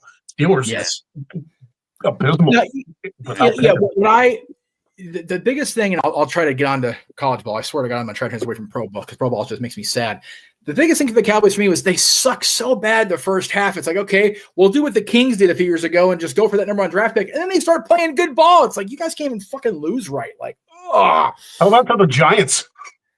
Oh, piss on the Giants anyway. I don't like them to begin with. The divisional rivals, but fucking New England has the number one pick. Like if the thing stayed away. I love it. I needed the Giants to win. Fuckers. I just hope something happens good with us. I have not watched a game in weeks, maybe a month or more. It's like I said when I was in Cleveland for SummerSlam and watching Cody Rhodes and Solo Sikoa in the main event. It's weird seeing a world championship in that stadium. Fuck you, Greg. Okay, so what was weirder? Seeing a world championship with Cody Rhodes or seeing Roman walk out not having the title on him? I mean, that was something to get used to also. Yeah, especially at that belt when he came out for combat, it was like the belt's the guy already in the ring. It was odd. It was very odd. All right. Okay, before we go to college football, I want to bring something up. I dropped the video earlier today, or I guess yesterday, about the Royal Raffle that we do every year, that we raise money for a charity. This year, it's Sheets for the Kids. Pretty cool thing. And one of our good buddies on this channel, who's been on this channel a couple times, Mr. Maven Huffman, donated a good amount to it. So great guy. I'm taking the lot of his donation. That's going straight to the charity. I won't say how much it is, but that's going to go to the charity. I love Maven. I love the fact they dropped a video with my shirt on my birthday. That was super cool. But yeah, we got a few entrants to that already. Again, a lot of that money is going to Sheets for the Kids. So that's one of my favorite things of the year. Like I don't get to give back very often because I'm not really in a position to. So like I like organizing stuff like this to give back. And I just think it's such a cool thing every year. We were talking about in the private chat that you've done this every year on the Greg Cherry Show on the Wednesday going into the Royal Rumble. We just haven't really used the fact that the name Royal Raffle was like, that's a perfect name and it goes great with the logo. Look at that shit. That shit's tremendous. I literally designed that earlier today. And you know what? The video looks good. The logo looks great, man. Like you and I have really picked up our graphic game since pandemic, and we decided to go do our own shit. So that's an impressive logo. I love. I'm unemployed. I don't have shit to do. Hey, you know what? Yeah. That was the end of 2019. It's like I got nothing going on. No idea the world was going to completely flip on its head in a couple months, but it worked out for the podcast of the world. So the pandemic did a lot of good things. Like the Greg Cherry brand probably wouldn't exist without the pandemic. Yeah. So fair enough. It screwed me up. I'm going to thank JJ. And if you guys didn't know, I'm finally going back to college next fall. There you go. Right on. Heck That's yeah. awesome. Nice. So we'll see what's happening. I've applied to a few different colleges. My major at Youngstown State, Religious Studies, got sunset during the pandemic because the head professor died of ALS in July of 2021. So they got rid of my major. So I'm going to be at 5 different places I've applied to. Really mainly looking right now at St. Joseph's College of Maine, Catholic University of America in DC, Arizona State University in Arizona, all online programs. I'm not going anywhere because Father Ryan would not be happy with me because I have too much to do with the parishes. Just remember, if you end up in Arizona State, do not root for the football team. Their defense is 20 years terrible. Just no. Deanna Perrazzo is in a new SNHU commercial. I haven't seen it yet. I saw that. Yeah, I was hoping to see it. That is awesome. So before we finally do move on to the college ball talk, I want to thank JJ because now I have not only a disgust at a reaction thanks to Sean, but a shockingly disgust. So thank you to JJ for that. And thank you to Sean for providing that. I appreciate that because we see some shit on Saturdays. It's like, you know what? We got to use that face because that's some of the shit, especially when he's on the show. We got to make sure we get those reactions. Feel all right. free. Exactly. Well, with that note, I'm going to head out before college ball, spend some time with my lovely wife. Of course. Yes. Thanks, Sean. Thank you guys for having me on. I appreciate you guys. Happy New Year. Happy New Year. We'll see you in 2025 for sure, brother. That was cool. I'm glad he came along. That's awesome. Yeah, we love Sean here. The Greg Cherry Brand and Sean Ross Sapp are good people, so it's all good. All right, I'm probably going to dip after the college ball discussion. That was the plan. So same, because I have to shower in the morning before mass. So that was the plan, because the entertainment portion of this hour is going to be that long ass 20-minute Fantasmic show. So you're good on the dip. Good. Perfect. You're good.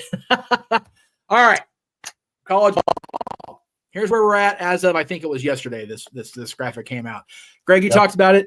Georgia, Notre Dame. That's the one I'm eyeing more than anything else. I mean, Ohio State, of course. But what's funny about Ohio State, excuse the hell me, and Oregon is my cousin, who is a graduate of Oregon, was over Thanksgiving, and we were talking about that because they played early in the year, and Maddie said in the private he'll dip out, but we will see Maddie tomorrow on the Greg Cherry Show. Yes. Sure. Yeah. Okay. And we'll probably go more into depth with the college talk tomorrow because it'll be right before Notre Dame, Georgia, the Greg Cherry Show. Yeah, I think it's so cool for Notre Dame. Not only are they in the talks in bowl season, but they're also at the Rose Bowl, which I think is fucking cool because I love, the Rose Bowl. I'm partial. It is, the Sugar Bowl. Sugar Bowl. Sorry, which one's the Rose Bowl this year? Put the graphic back up. I don't remember last year. It's the video. Damn it, Virtue, you're killing me. I am glad he stuck around, though. I was afraid he was going to lose. No Virtue, that's a bad virtue. Oh, stop it. Oh, it doesn't tell you. Okay. Well, the Fiesta Bowl was tonight with Boise State and Penn State. Penn State picking up the win there. So if Notre Dame wins tomorrow, it's going to be a civil war in my own household. Right? Because Jen's dad has a degree from Penn State. Yeah. So she has ties to Penn State University. Yes. Most of my family on my dad's side are Penn State fans. Yes. So I am very much conflicted. I'm still going to root for the Irish, obviously, because they're my team. Right. But if Notre Dame wins tomorrow, that's going to be, oh boy, it's going to be a lot of inner turmoil for the following 8 days. Mm-hmm. It's bad enough that my pastor's a Georgia fan and I'm a Notre Dame fan. We've had that discussion. You've got your wife and your pastor. Dude, you're in a no-win scenario there, brother. No. I'm an Ohio State fan who works in a Notre Dame church. That's rough. So there you go. To be fair, if Notre Dame and Ohio State would meet, it would be in the national championship. So to be fair, awesome. I always root for Notre Dame unless we're playing Ohio State. Yeah. I tend to root for Notre Dame for 2 reasons. One, the gentleman in the lower half there, and because they're the only team that gets a national broadcast on NBC every week, almost. Mm-hmm. So it was so weird watching a Notre Dame home game on a channel other than NBC. Right? That was bizarre for me. That was Like, don't get me wrong. The ESPN team did a good job, and I don't normally toot the like ESPN ABC team's horn very often because there's very much a Notre Dame bias, like anti Notre Dame bias. Like everyone when it comes to the Browns. What's that? You mean like every announced team when it comes to the Browns? Well, if the Browns didn't start so bad, it would be harder to bag on them, to be fair. I mean, listen, you guys have one good season in like the last 15. So, yeah, since the Cowboys fan has had a good season in 30, so yeah, pretty much. I'm sorry. So it's one of those things. Like, I would love to see Notre Dame beat Georgia tomorrow. Yes, I think Texas is going to move on. I have a feeling Ohio State's going to learn from their mistakes and upset Oregon. We better fire Ryan Day yesterday. I mean, Ryan Day really has no excuse for that Michigan loss. No. Like, that was, I don't even know how you do that. Like, granted, Michigan beat Alabama today, which was hilarious, and I laughed hysterically about it because everybody and their mother in sports media was saying Alabama and who was the other team? Ole Miss or South Carolina belong in the playoff over Indiana and SMU. What happened to Alabama? Loss. What happened to Ole Miss? Loss. What happened to South Carolina? Loss in their bowl games. Yep. Did they really belong? Nah. Yeah, no. And look, tied anyways. I'm only mad that Bama lost because to that fucking school up north. Like, that's the only reason that it bugs me. But the fall of Bama is just fun to watch. It's absolutely. Listen, I'm enjoying it as much as I enjoyed the downfall of New England. Like, let me tell you, seeing New England being a poverty franchise after torturing the AFC for 20 years, I love to see it. But now we have the Chiefs torturing the AFC. I get it. There's always one team. Like, Mahomes is Brady Jr. The problem with Kansas City is, like, other than the Bills, nobody's really challenging them. Like, the Broncos could have done it. The Broncos, if they hadn't had the field goal block, could have done it. If Cincinnati didn't, get that penalty drawn on them, they probably would have beat the Chiefs. But, like, the Chiefs they drive me nuts. They're not making the Super Bowl this year. I'm calling it now. They are not making the Super Bowl this year. I don't think Please, dear God, let it be my Bills. I think it will be the Bills. I think the Bills are the best team in the AFC. But it's just crazy with the Chiefs. Back to college football. It is. Go ahead. Texas, Ohio State. I don't know how I feel about that game because Texas is very inconsistent, and they proved that in their 2 games against Georgia. So should Texas beat Arizona State tomorrow, and should Ohio State beat Oregon, I think Ohio State would move on to the national title game. Penn State, and if Notre Dame wins, obviously I want Notre Dame to win. My problem with facing Ohio State is this. And granted, Notre Dame was incredibly close to beating Ohio State a couple years ago. They probably should have. Right. They would have had the right amount of defenders on the field. Yeah. On that last play. Bugs me.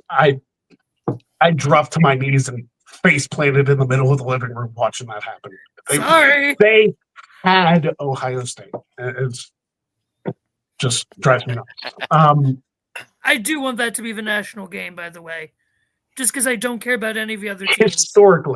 Historically speaking, I think Notre Dame has only ever beat Ohio State once. I think that's right. Yeah. Wow. I think out of like 9 or 10 times that they've played, Notre Dame's only beat them once. I think it was like back in the 10s or 20s or something like that. It's been a very long time ago. A very long minute. Yes. That said, I told my dad this because my dad and I talk Notre Dame all the time.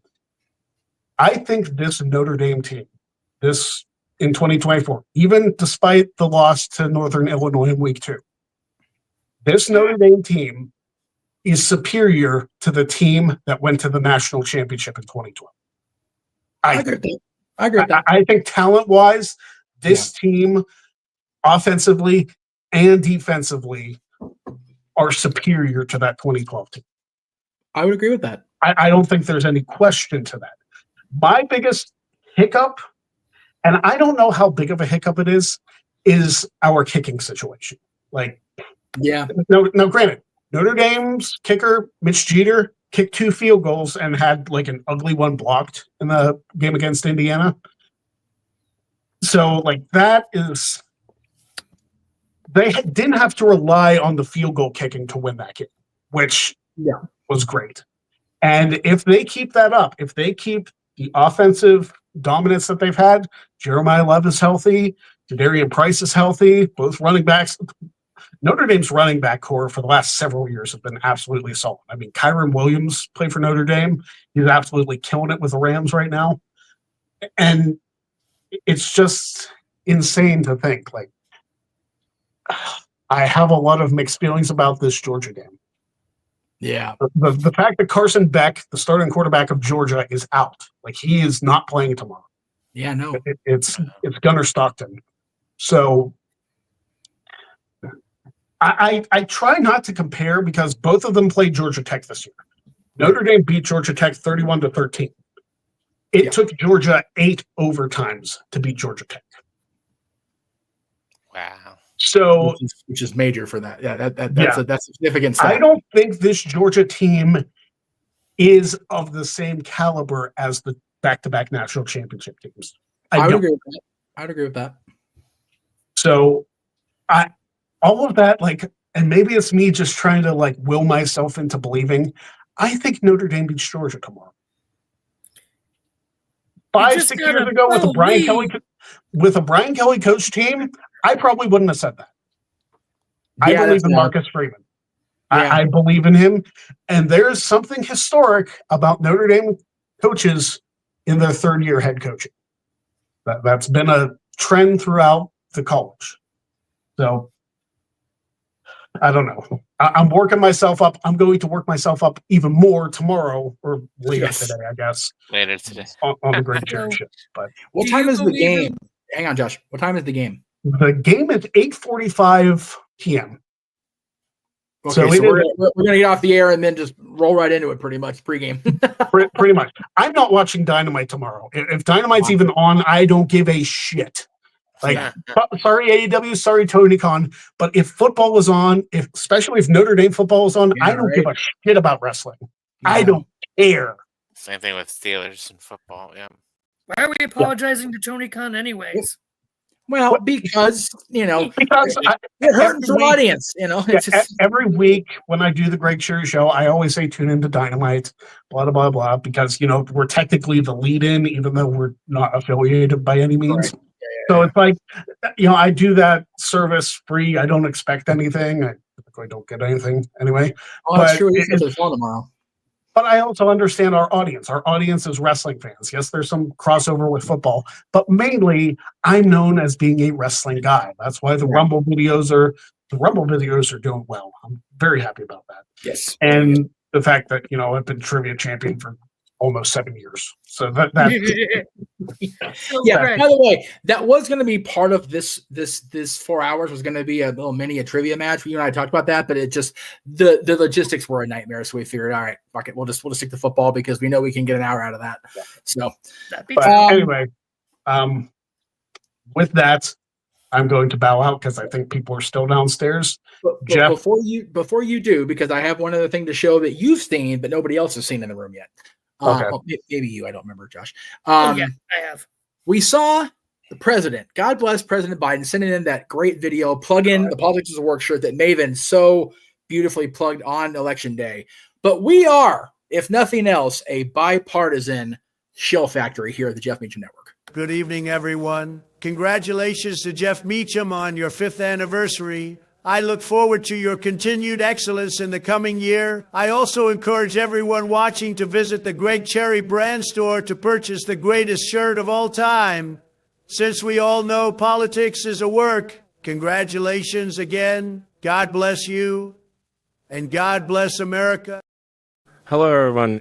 Even though my overhaul of Twitter has all but driven them away, congratulate Jeff Meacham on his 5th anniversary. And concur with President Trump in the opinion that Greg Cherry's Politics is a work shirt is the greatest tea available online. I hope you all have a happy and safe New Year's Eve. Enjoy the rest of the show. See, and you know, I love it. I appreciate that from Elon because I never got my money for signing up for his petition. So at least he Right. gave me something. Yeah, something. That's it, right? And Trump, he got elected on my birthday. So thanks for the plug. There you go. Make So the thank you. Greg brain great again. When was it not? That's right. When was it not, Mansfield? You're killing me. Make the Jeff Meacham brain great again. There, Jeff Meacham Network. You're for two, Mansfield. Say goodnight, Gracie. Anyway, When am I not Horse over record two than the here? Browns. Fuck. Shut up. On the real. Shut up, Greg. On the real. All Thank you to ElonTalks.com for those tremendous greetings. Thank you to Greg Cherry, Josh Mansfield as well. Big G, if you want to stick around, since we didn't let you fucking talk like at all during this. Sorry, You're Jesus. good. You know me in college ball, so. Well, no, that's what I was saying. The third hour is going to be wrestling because the Simple Reliable Studios folks are coming in for wrestling talk in the third hour. So feel free to stick around if you want. Greg, I know you got a party downstairs. Josh, I know you need to go finish your off duties and go Mimi's. So I thank you both, and we will see you guys in 2025, particularly Greg, in just a few hours. My goodness. Yep. We'll see you for the Great Show. For now, though, I want to lead everybody in. One of my favorite memories from 2024 is something that I've been given permission by the folks that filmed it and recorded it and posted it. From the DAPS Magic YouTube channel, I am now going to present the return on May, I think it was the 14th, maybe the 24th, 2024 of my favorite show in Disney history. As we lead it out of hour 2 and hour 3, we'll be starting hour 3 during this show. But here it is, the return of FANTASMIC, everybody. We will see you in the next hour. Fuck Bill Belichick. Well, yeah, always. That goes without saying. If technology would work, that'd be better saying. There we go.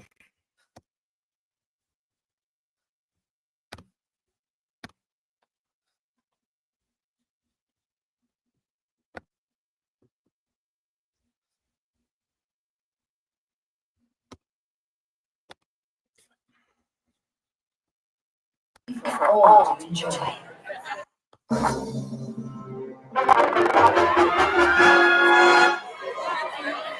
Welcome to Fantastic. Mickey Mouse uses his vivid imagination to create magical imagery for all to enjoy. In a moment, you can experience a beautiful fantasy or an exciting adventure. But beware. Nothing is more powerful than the imagination, for it can also expand your greatest fears into an overwhelming nightmare. We now invite you to join Mickey and experience FANTASMIC, a journey beyond your wildest imagination.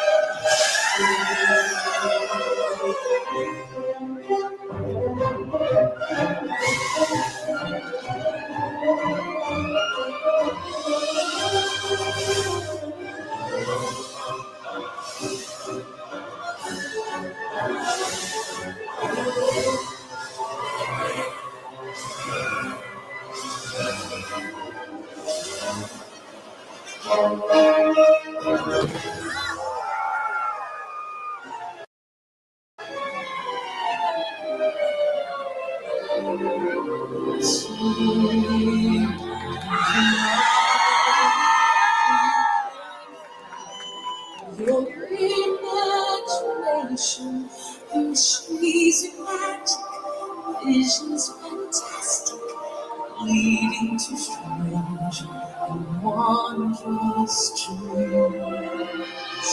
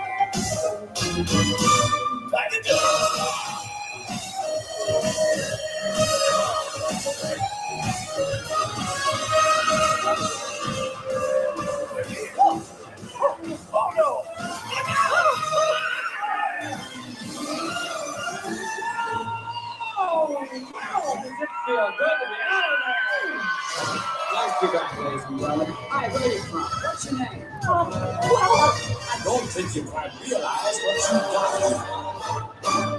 Can your friends do this? Can your friends do that? Oh, look at that. Can your friends pull this? Out their little hand. Can your friends go? Woo!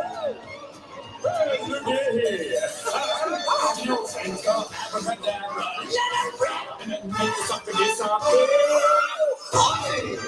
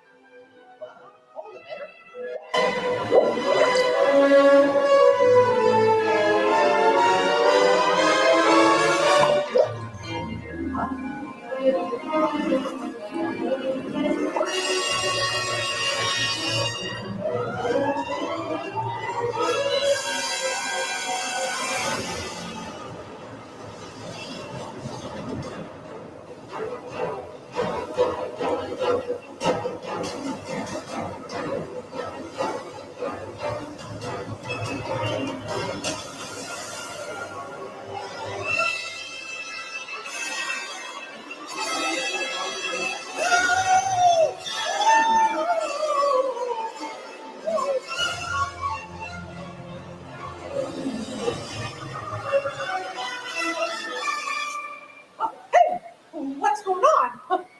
Oh!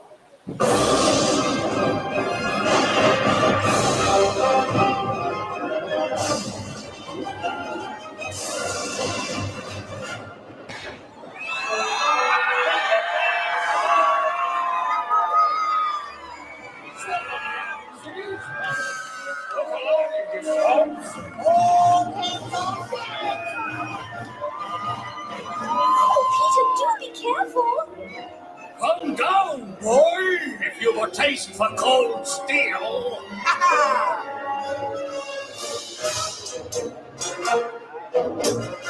Blast this hook! Whoa! Ha ha! Scurvy brat! Going somewhere extreme. I'm gonna make you walk the plank. I'll feed you to the sharks. Double the powder and shorten the fuse. Shorten the powder and double the fuse. Dreadful! Watch this, Wendy. Cappy! Cappy! Get up, you idiot! Aye, aye, sir. I'll get you for this plan if it's the last thing I do. Give us no trouble. I've got you this time. I've waited years for this. Hook you, codfish. Here.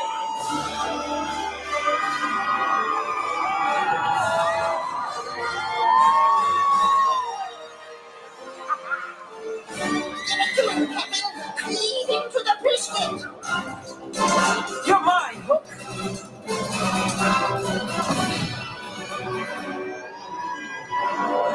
Say your prayers, Hook. Let him have it. Blast him.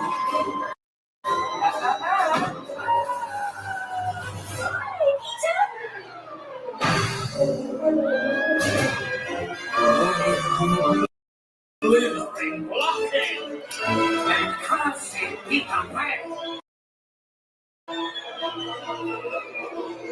I say, Captain, do you hear something?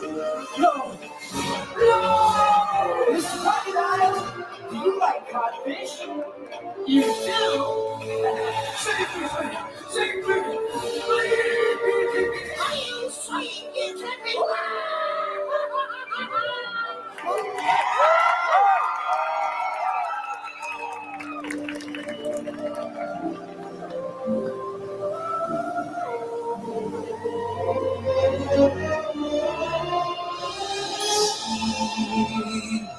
You might and you can.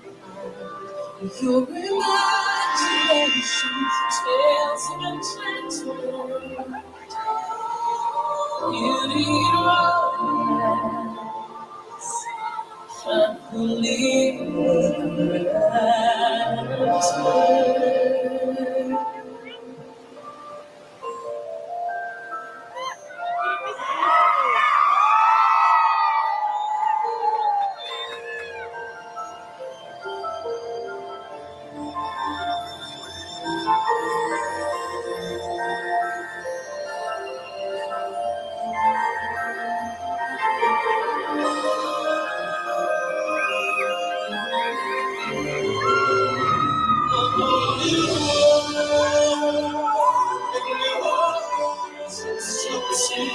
I'll taste the yearning. It's time to spend. Let me share this whole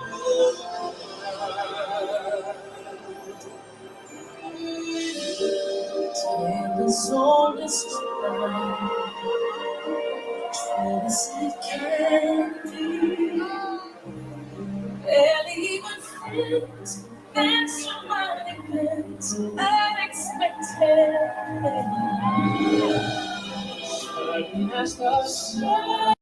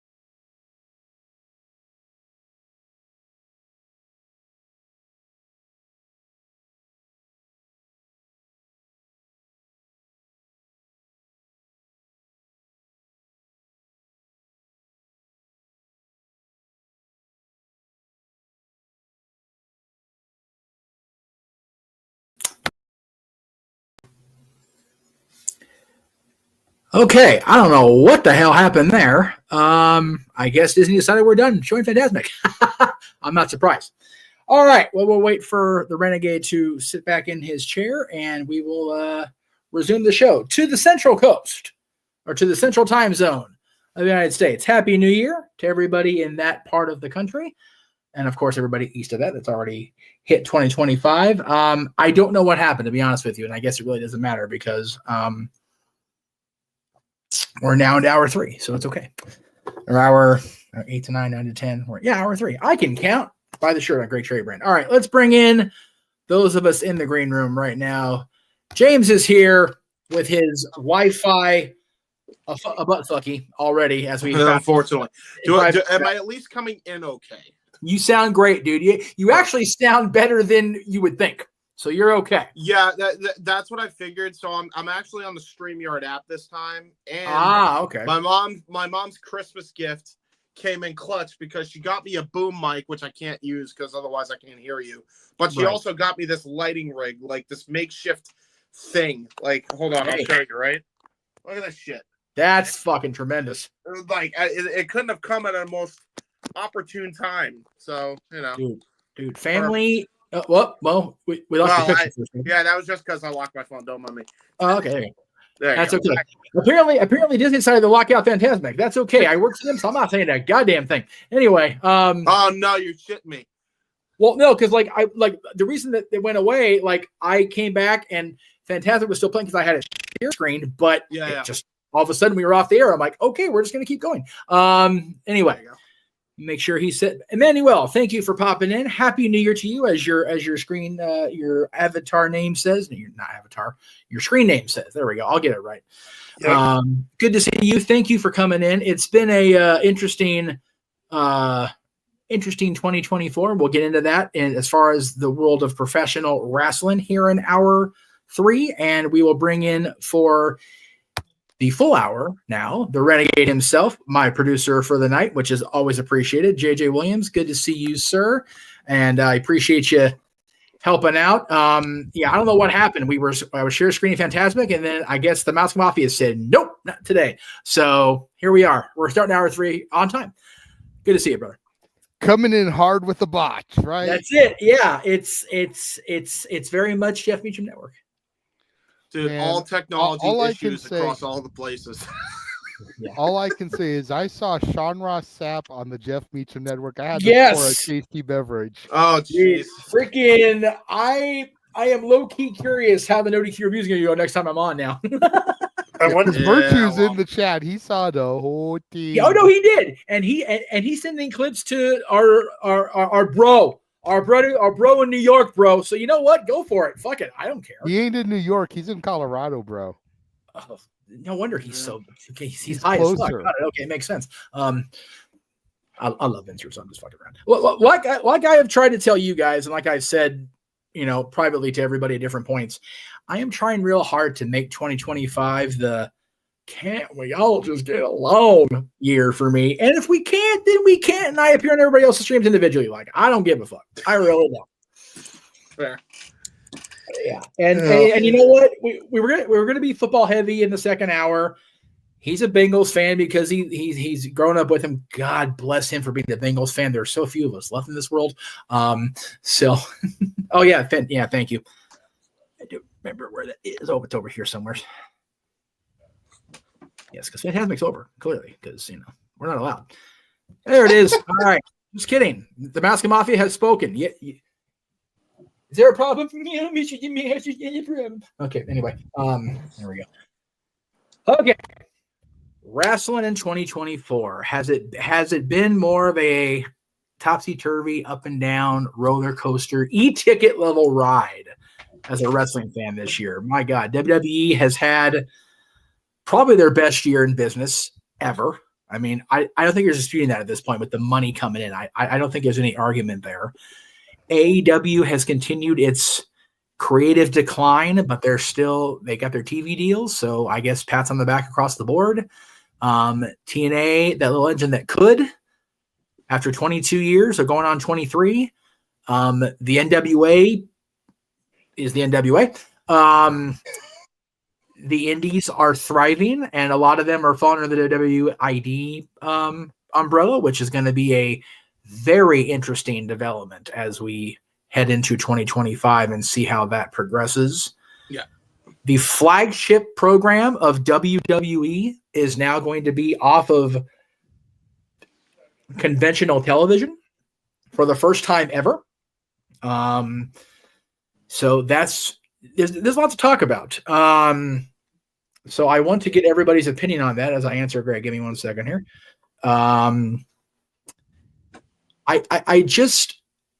I'm very curious because I know we kind of talked about it on Saturday and we went into a little bit on Sunday on the Nerdy Key Reveals as they were on that show.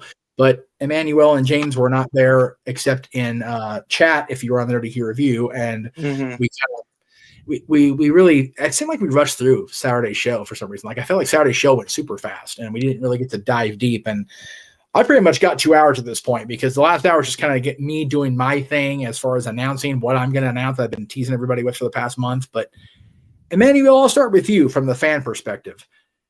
What is the biggest takeaway for you in 2024, and what are you looking forward to in 2025?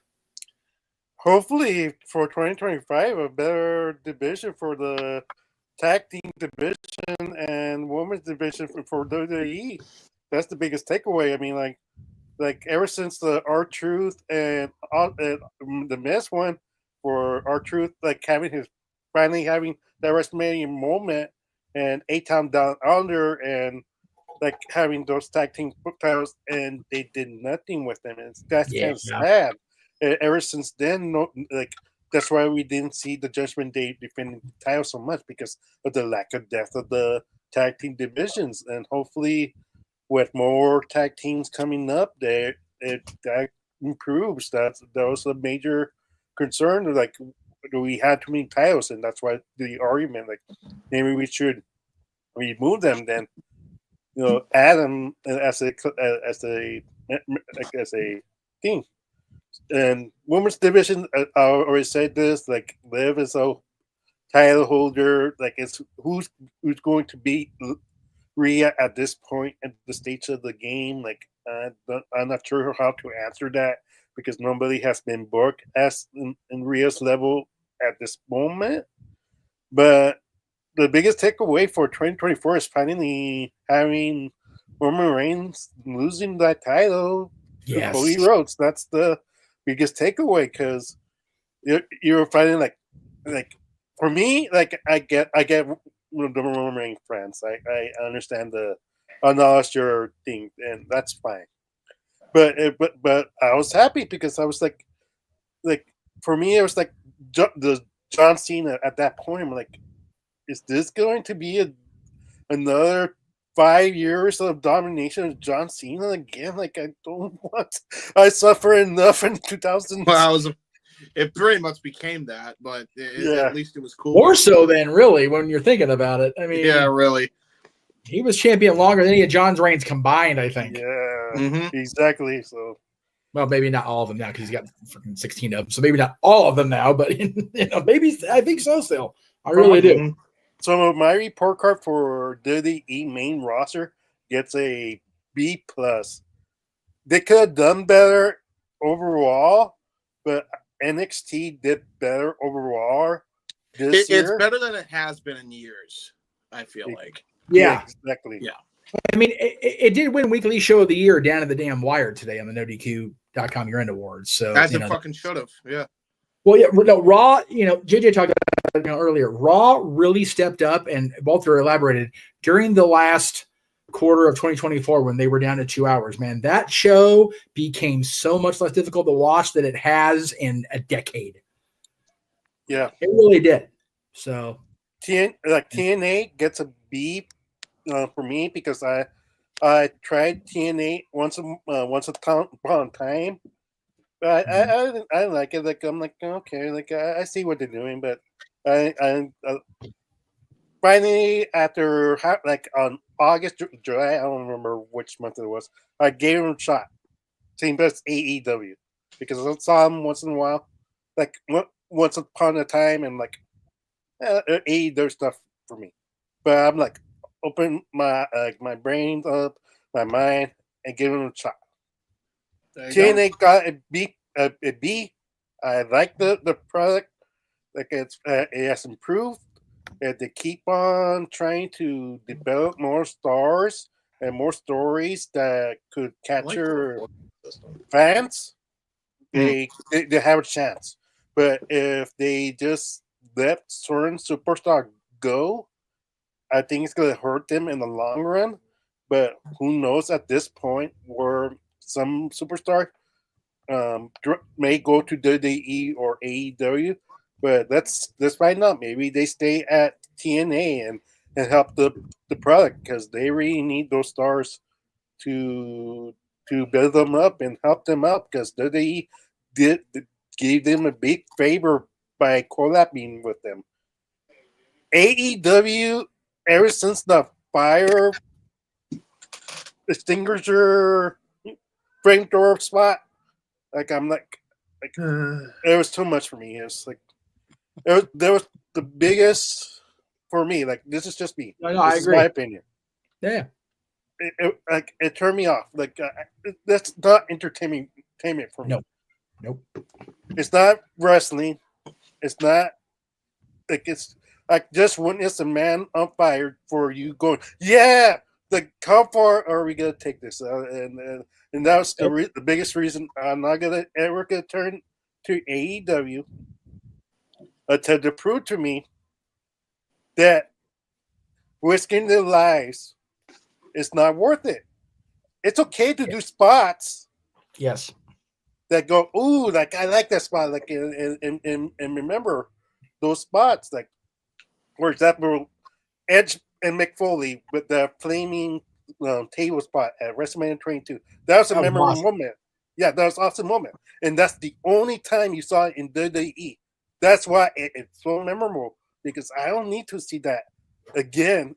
No.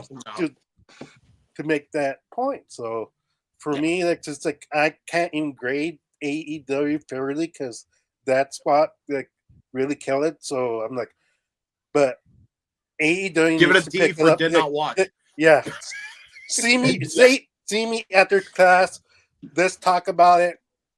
Hopefully, Tony Khan grows up, be a man, and tell him, no, this is how we're gonna do it. I don't care what the Young Bucks want. I want to fire them as EVPs and let's do this right because they have gone so far from that it's not even going like it's the same company as we built the first time. Yeah. Fair assessments across the board. And as we have a double Jeff, which is scary for you all. Mr. He-Man, what say you about the state of wrestling? Oh my God. To be honest, so I've watched something from every company this year, I feel like. I'm not going to give a grade like Emmanuel did, although since he did not watch AEW, I will grade AEW a big fat C-, and I think that's about as fair as I can go. They're still the king of pay-per-view as far as match quality. Nobody denies that at this point. With that roster, it's practically impossible not to have a good pay-per-view. You would think. And, that kind of rounds out the three top U.S. companies. I think the biggest takeaway for me in this year, I gotta be honest, I feel like TNA working with the WWE was not on my bingo card. Yeah. That to me is like, because that was a fucking pipe dream years ago. And now here we are, 2025, 2024 going into 2025, and they're like, peas in a pod here. And you could say the same thing about the partnership that's going on with Noah, which, our team is calling right now on the Simply Reliable Studios. They're calling Pro Wrestling Noah Show. So it is insane to me, like, that WWE is partnering up with these companies willingly and so eagerly, to in a very, very big way. I think that's my biggest takeaway is WWE being more willing to collaborate with bigger companies outside of their own bubble. I think that's huge. That's probably my biggest takeaway. There's so many other takeaways, but if I were to literally do what Emmanuel just did, and he did it better than I ever could, to be honest, we'd be here all fucking night, and we don't have all night, so screw it. I do, but that's just me. Well, that's fair. That's fair. But I'm just trying. We're on the West Coast. We got time. That's right. Fair. That is fair. You're in the future, so you've seen what's happening. So you know. I see some crazy shit going on. Or as you say in the opening, a lot of crazy shit on here. There's a lot of insane nonsense in the year 2025. As opposed to the year 2000. Anyway, if you know, you know, folks. And if you don't remember, that's your tough shit because you're too young. And you don't have YouTube on rerun like you should, goddammit. Conan O'Brien, folks.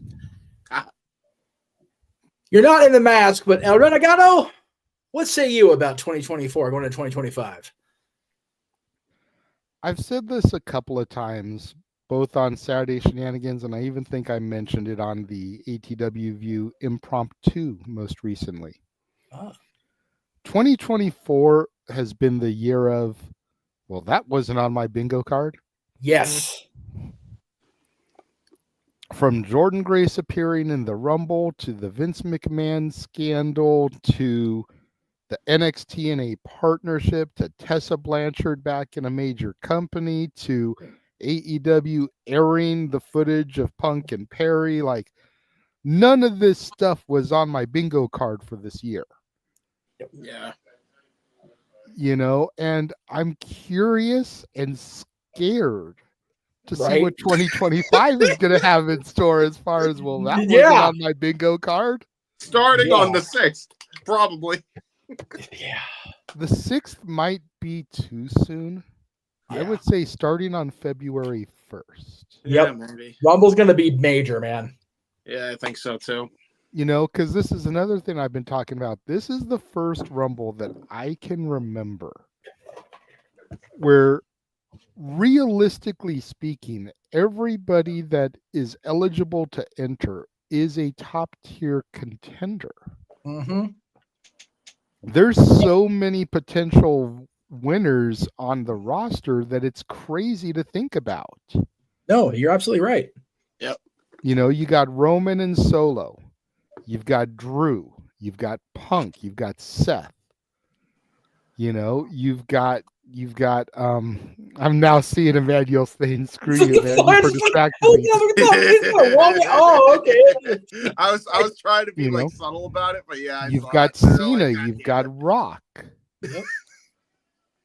You know, you've got Owens.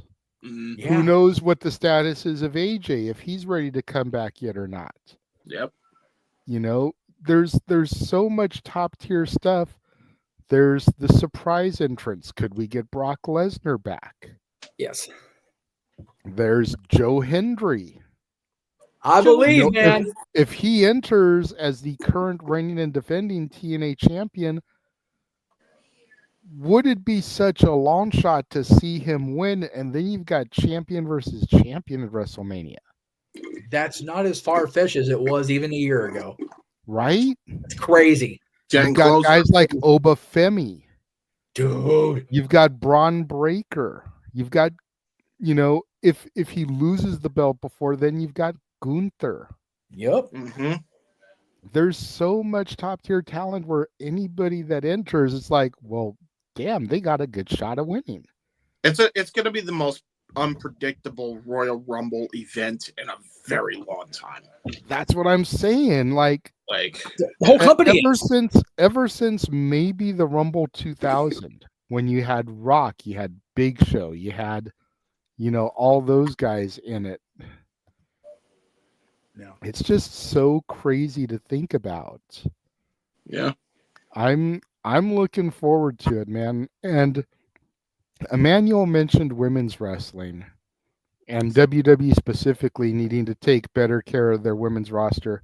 Yep. I saw this today when I was putting together the stuff for Walter, because I always send him the descriptions for the watch-alongs and he just copies pastes. Sure. You know, because we all know he speaks typo.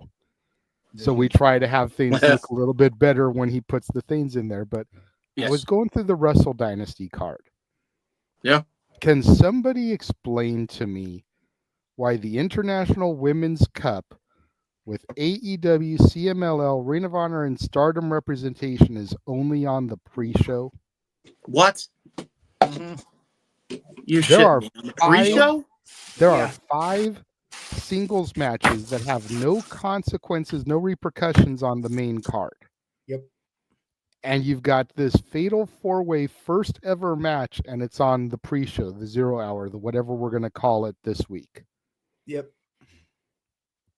Now, obviously, you're not going to move Zack Sabre Jr. versus Ricochet. Oh, no. You're not going to move Omega versus Gabe Kidd. Yeah. But Yota Tsuji versus Jack Perry, Shota Umino versus Claudio, Finlay versus Brody Keane, none of these matches, the 8-man Lucha Gauntlet, can't be moved to the pre-show so that this match can take a bigger spot on the stage. I'll tell you one reason why it won't happen, JJ. Because Tony Khan needs to add 3 more 0-hour matches to Wrestle Dynasty. You know how this goes. You know how it goes. But this isn't just a Tony Khan card. I know. That's the thing. You would think it is. The way it's been booked. Yeah. The only match you mentioned that I can see them not moving is Umino's match, is because it's Umino is, approaching whatever it is, his retirement or whatever's going on with him. So that I can see why. But again, it just goes to show, and again, okay, disclaimer, we're not going into this looking to harp on AEW. However, it's going to happen. But you know what? For us on the West Coast, it's the last day of 2024. The new year starts tomorrow. That's right. We got to get our shit in now. That show is the show I'm least looking forward to of this 7-day bonanza we've got ahead of us. Honest to God. And next to Wrestle Kingdom, it's the one I'm looking most forward to. Yeah, that's what I'm saying. Wrestle Kingdom 14. I wish it was, but like you said, there are great matches on par. But I'm looking forward to watching back Noah because my ass is going to bed at 12. I'm tired. I'm looking forward to watching Wrestle not Kingdom far after for me. if I can watch it live. If not, I'll watch it the next day. I'm definitely looking forward to Raw. I'm going to be at New Year's Evil. God help me.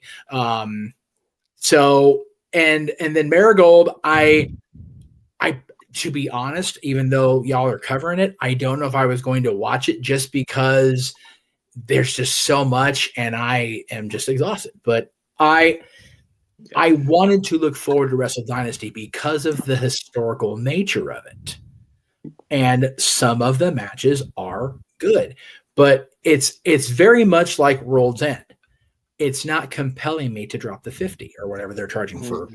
I'm charging less for the package for Wrestle Kingdom and Wrestle Dynasty. That's fine. But I'm not compelled to rip open my wallet and go, ooh, right now. Yeah, Wrestle Dynasty is actually because out of the 2 cards that are there, I'm looking forward more to the Wrestle Kingdom one than the Wrestle Dynasty one. Yes, like, by a country mile.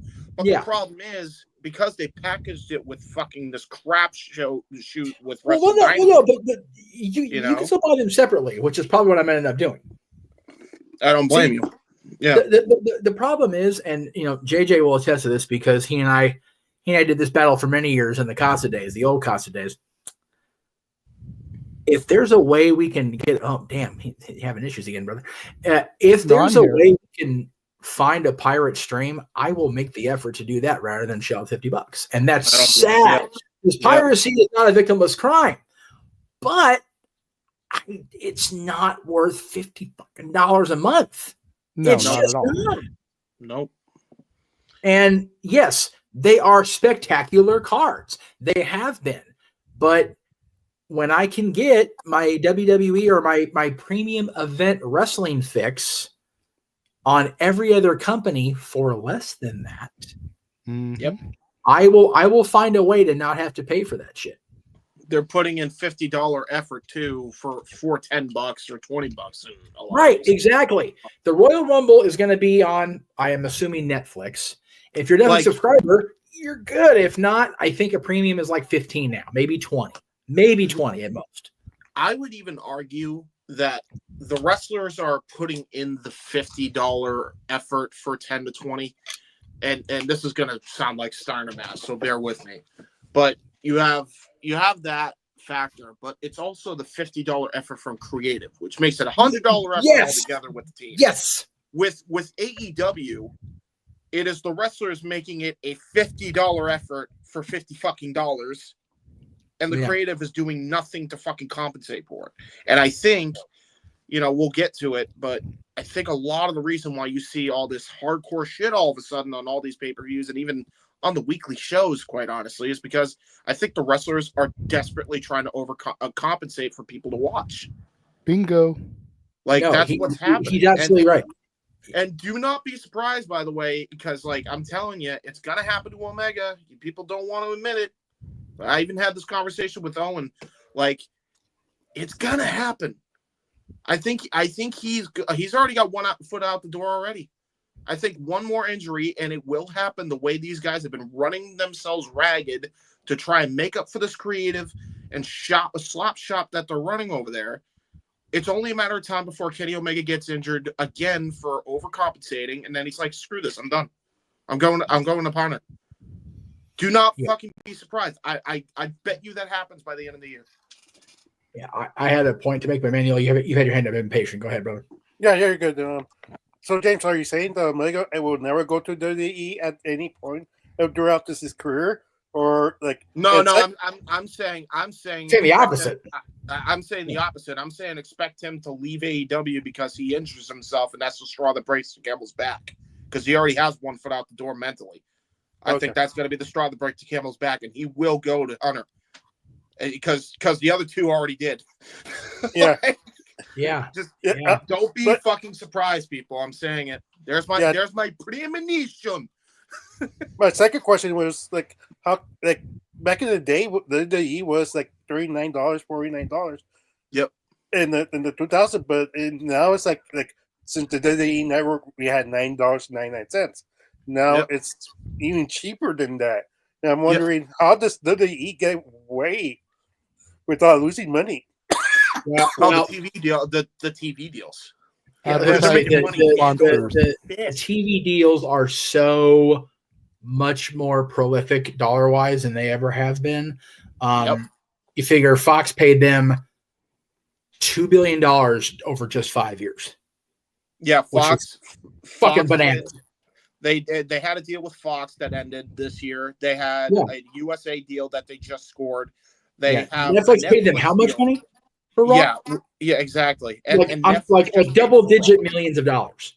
CW paid for NXT, which is another millions of dollars. And then you look at Saturday night's main event, and they have millions of dollars with the 4 shows that they run every quarter. That's 4 TV deals. Actually, 5 if you count Fox ending this year in the span of a year. Plus the Saudi deal. Yeah.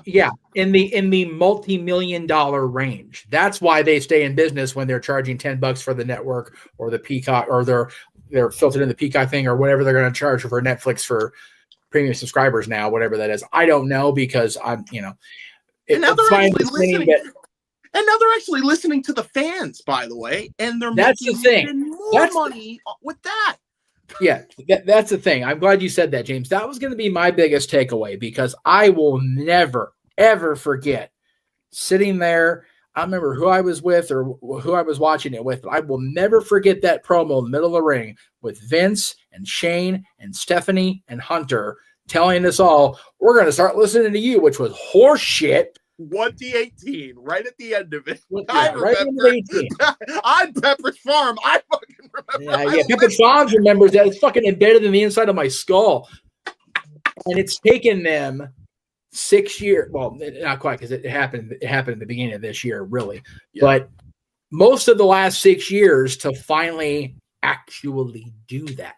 That is the biggest reason why WWE is going to continue to be the success that they have been for the last 60 years, and they will continue to be that way. And I see your hand, Emmanuel. Just give me a second. I'm going to make my point. WWE, a year and a half ago, you wouldn't think would have the TNA Knockouts champion in the Royal Rumble. Yes, Mickie James is there, but they gave her a trash bag full of her shit. They owed her a fucking solid, all right? That's the difference. Yeah, there. they did. Jordan Grace had no fucking reason to be there, and she just was there anyway because WWE realized her popularity. Naomi wouldn't have come back in that same match. Jade Cargill wouldn't have signed and debuted in that same match. Cody Rhodes wouldn't have come back. There's a lot of things that have happened in the last 2 years. The biggest thing is the WWE management team is finally actually listening to the WWE universe. That's the tweet. That's the post. That's the sentence. Yep. That's what's happening. AEW, admittedly, self-admittedly, from the guy at the top, is booking for the sickos. Yep. Which is great if you're 1997 ECW. Right. When you're trying to be a number number 2024, dude. The sicko wrestling fans aren't gonna they're not the majority anymore of wrestling fans. There are so many varieties of wrestling fans now that if you book for that, with all respect, I know you came up, you were a big ECW fan. I know I came in ECW fandom late, but I know a lot of us worship at the teat of Paul Heyman, and I fucking get that. But you can't go into a 2024, 2025 mindset booking that way.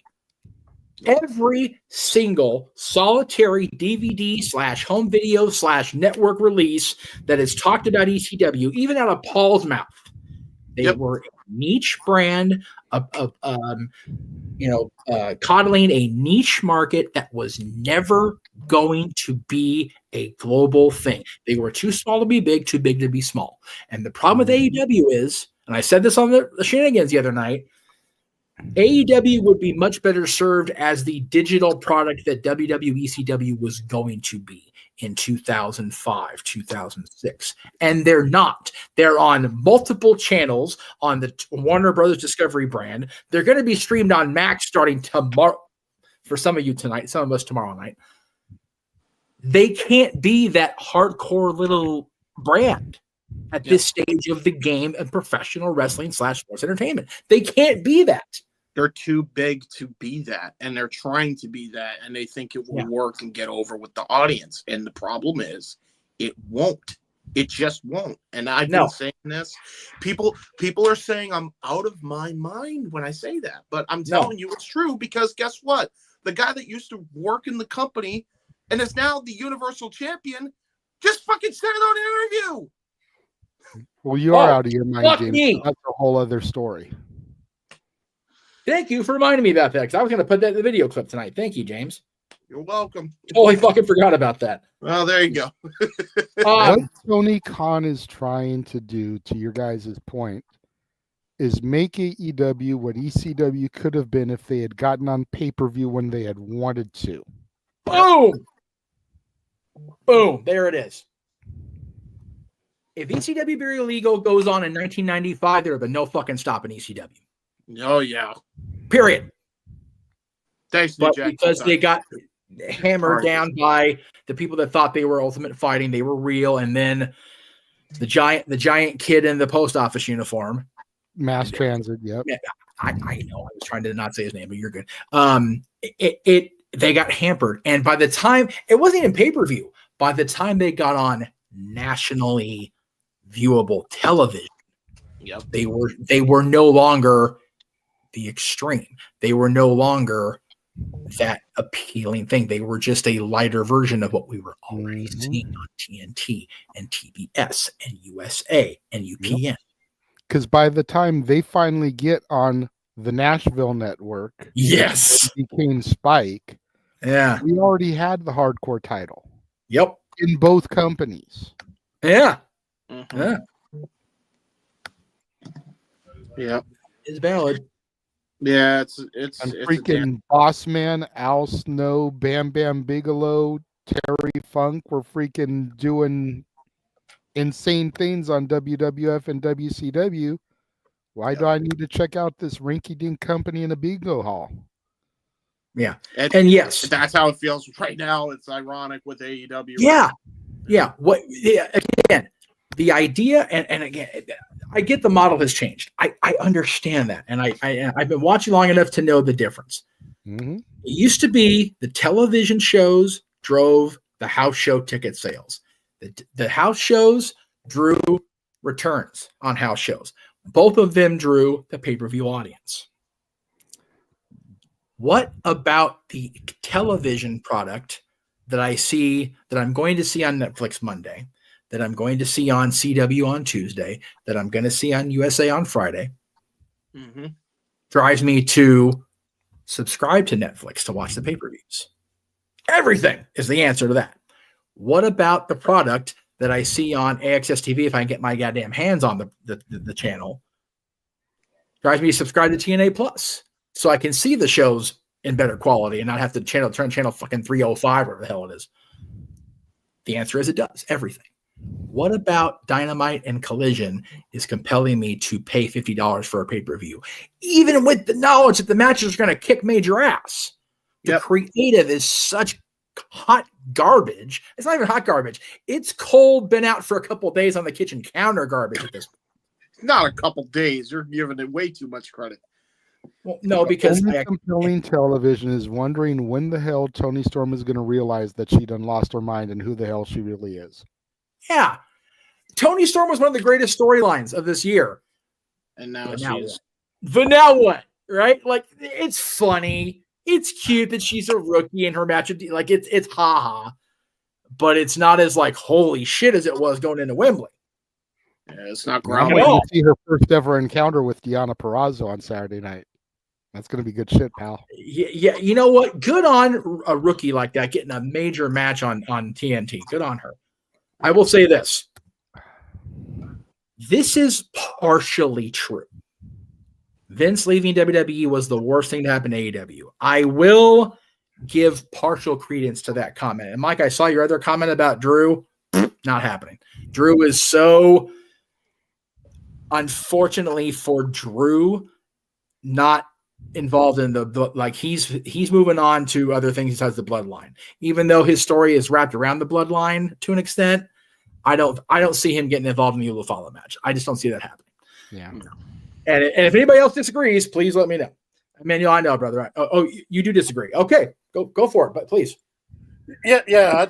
I think like what AEW felt is like it beat NXT when NXT was like everybody was enjoying NXT, the black and gold days, and then what suffered is when AEW came along, it suffered because it was the only competition, and it suffered and people went, oh look, AEW has to be a WWE product, and it was supposed to be a third brand, and Vince gave up in NXT, and that became the 2.0 era.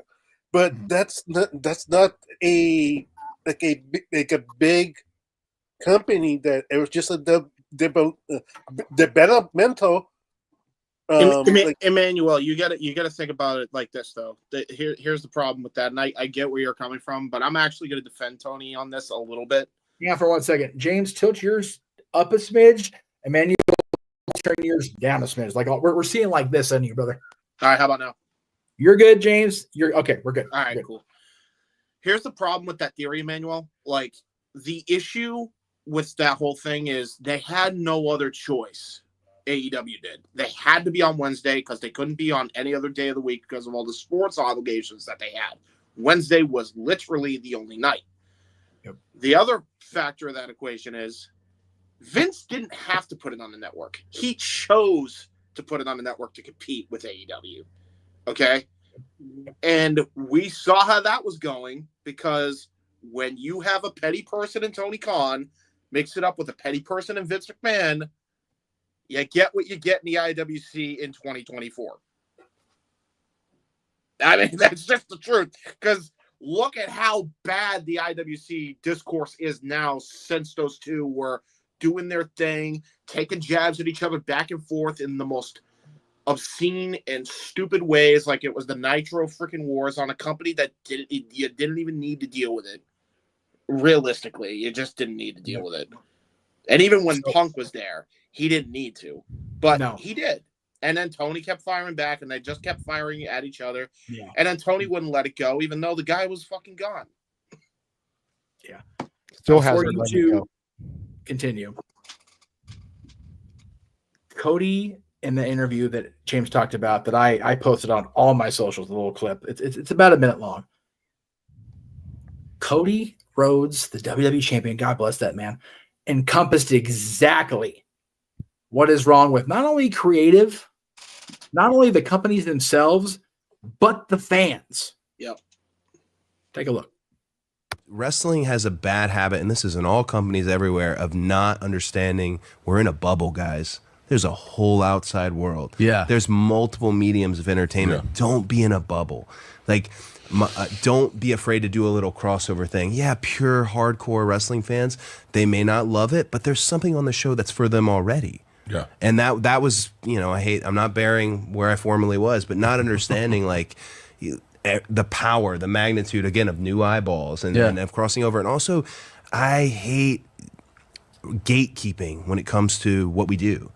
That's one of the things I do really like about pro wrestling fans and sports entertainment, and I wish the locker rooms would feel this more. We welcome, please, if you've never been before, because I know, Tom, you're not a big wrestling fan. This isn't true. I don't know where you've heard so, this. there's some quotes out there. No, I don't know what you're talking about. Dude, like, yep. I wish I could go to Raw on Monday or SmackDown, wherever the hell in Phoenix, and just give Cody Rhodes a fucking kiss on the mouth for that clip. Like, my God. Well, damn. Thank you for that, because all of us have been saying it for a fucking year. Virtue's been saying the same kind of thing for more than that. Like, golly. Well, I mean, the other thing to that as well is when that clip was going around Twitter, there's still these people that are like, I know. Cody will only do it when it benefits him. I was like, he could have just grown the fuck up, because people grow and mature, and there's this thing called maturing, which is what Cody did, and that's why he won the championship. Yeah, it had nothing to do with that. He must be a hypocrite because he changed his opinion 2 years after he fucking put a sledgehammer to a fucking throne. Like, give me a break, guys. Come on. Like, people have the right to change their outlook in life. Hey, what is the whole thing with the new year? New Year's resolutions, changing how you do things. Maybe this wasn't working. It didn't work out for me this year. Let me change it up a bit. I mean, you'll change your screen name. You suck. Anyway, I'm just saying. Like, it's the old quote: "New year, new me." Yeah, exactly. And in this case, it was in Cody. It was half a decade new me. Well, no, but to that point, James, I put that post out, I think it was a couple of days ago, about trying to make one last chance at amends with two different people and got no response and just got further blocked on a different platform. So I guess I'm not allowed to change or be a different person with some people. They're doing the same shit to Cody. It's like, you have to remember something, folks. Yep. And to the 6 of you watching on my, because we're only on my channel tonight, and I appreciate that. You guys are still watching, and you're going to watch on demand, I'm sure, later. You have to remember where everybody's mindset was at the end of 2018. Yep. As I said, they had that big-ass McMahon speech. We're going to listen to the fans, which turned out to be garbage, horse shit. You had the Bucks and Cody and Hangman Page and Kenny all just frustrated as fuck about the state of the industry because there was nobody making the WWE sweat, just like there wasn't in 2001 in the summer. Yep. And how bad did creative get during just that invasion storyline? And yeah, they recovered quite nicely the year after. Ruthless aggression kicked in, and it was a beautiful thing for a couple years. But then after that, and JJ brought it up earlier, when John Cena went to Raw, it was like, oh no, you're not a Raw guy. You're like, no, go back over there. That was the beginning of the let's see just how stagnant we can get this pile of shit. Yeah. And it lasted until, and again, it does coincide with his departure, yes, but I'm trying very hard to not mention that, harp on the name, but Vince McMahon and his leaving the company more so than it was a potential detriment to the WWE, it was a swift kick in the ass of Triple H going, "Oh fuck, I better fix this," and he has. Yep. To Hunter's credit, I think he's been wanting to fix it for a while. Yes, and hasn't been allowed to. No, if you look at what the black and gold was, and then if you look at what happened to his guys when they came up to the main roster. It's night and day. Yep. And by the same token, you became a fan of NXT in the era that Bruce Pritchard and them were adding creative, and there was good stuff, but the majority of the NXT diehards shit on that. They shit rainbow sprinkles on the Rainbow Bright era. They just do. But see, it's still very good. And I'm glad you brought that up because it's something I've been thinking all day. I was watching a stream from a creator that I enjoy watching earlier today. And a lot of people were talking about how, NXT's come a long way, but it's still not the black and gold, so I don't give a shit. Oh, yeah. And I'm thinking to myself, okay, this holding it to a standard is the wrong way to do it. Yes, I agree. All of us are going to hold brands that we watch to a certain standard based on when we came into the fandom. Yep. The product that is on TV today is never going to achieve what the Attitude Era did. Or the Ruthless Aggression Era, if that's when you came into it. Yeah. Or even the New Generation Era, as bad as that may have been, you're going to hold that a little bit more special because that's when you came into it as a fan. Subjectivity, brother. But I'm glad I came into NXT when it was the Rainbow Bright 2.0 era because from all accounts, that was it at its worst. And I still enjoyed it. Yes, exactly. Because I didn't have the black and gold standard to hold it to. Yep.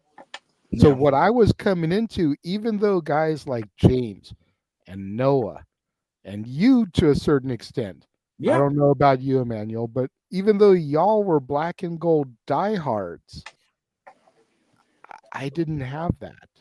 Right. And I still managed to get hooked off of the, in your guys' opinion, shitty ass product that was put in front of me. Yep. And now look at where it is. I made this point when the No DQ crew was on earlier. Noah came back this year. Yep. That says everything you need to say about the NXT product right now. Exactly. Noah came back. He did. He'll still say it's not as good as his black and gold, but it's pretty damn close, is what he usually follows it with. Yes. Women's division is on fire. Probably the best women's division, even over the black and gold. In my opinion. And you know what? Fuck you, Jeff, because I don't know if you've seen how stacked this New Year's Evil card is. Oh, you're gonna get to see, but I'm not going to get to see. Yeah. Have you seen this card? Oh yeah, I know. You could straight up eat a dick from the back. You know what though? Karma from the back, because this is my brand. Damn it, and you're going to get to see it. So karma did get me a little bit on your behalf. Don't worry. I had another friend. They saw that the John Cena retirement tour shirt was on a flash sale for like dirt ass cheap, and so they bought it for me. But they let me know that way I'd be looking out for it. And I said, "Shit, buy me an NXT shirt so I can wear it on Tuesday." Originally, the sale said it'll be here Monday, January 6th. Perfect. I can fucking wear it the next day. Now it says UPS Tuesday, January 7th by 9 p.m. Nice. You start by 9 p.m. even on the fucking West Coast? Nope. So when my ass goes to the shrine, I'm sure they'll have an event t-shirt. I'm sure they'll have a New Year's Evil something that I can purchase. But it's just like, mucker flether. Once again, the WWE shipping department. That's me in the A. Thank you. Appreciate that, WWEshop.com. Fuck y'all. Damn it. But yes, I am very much looking forward to NXT New Year's Evil. I'm also very much looking forward to when I get home from the shrine that night or even the next day, because I'll probably be a little bit tired of all that transit, watching the coverage from you fine folks in the Simply Reliable Studios, as well as all the watch-alongs coming up starting tomorrow. God help us. You're going to die. Oh, wait, stop. What? You're muted, bud. Wait, a great momentum. Stop. No, I'm just showing like the countdown, like 9 minutes ago. Oh, okay. Yeah, 9 minutes, but for now, watch alongs. And now for a taste of things to come.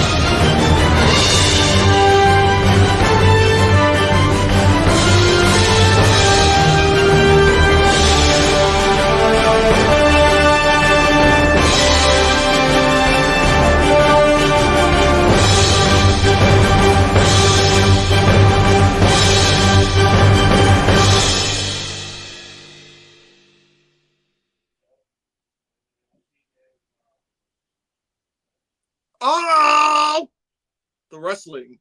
Anyway,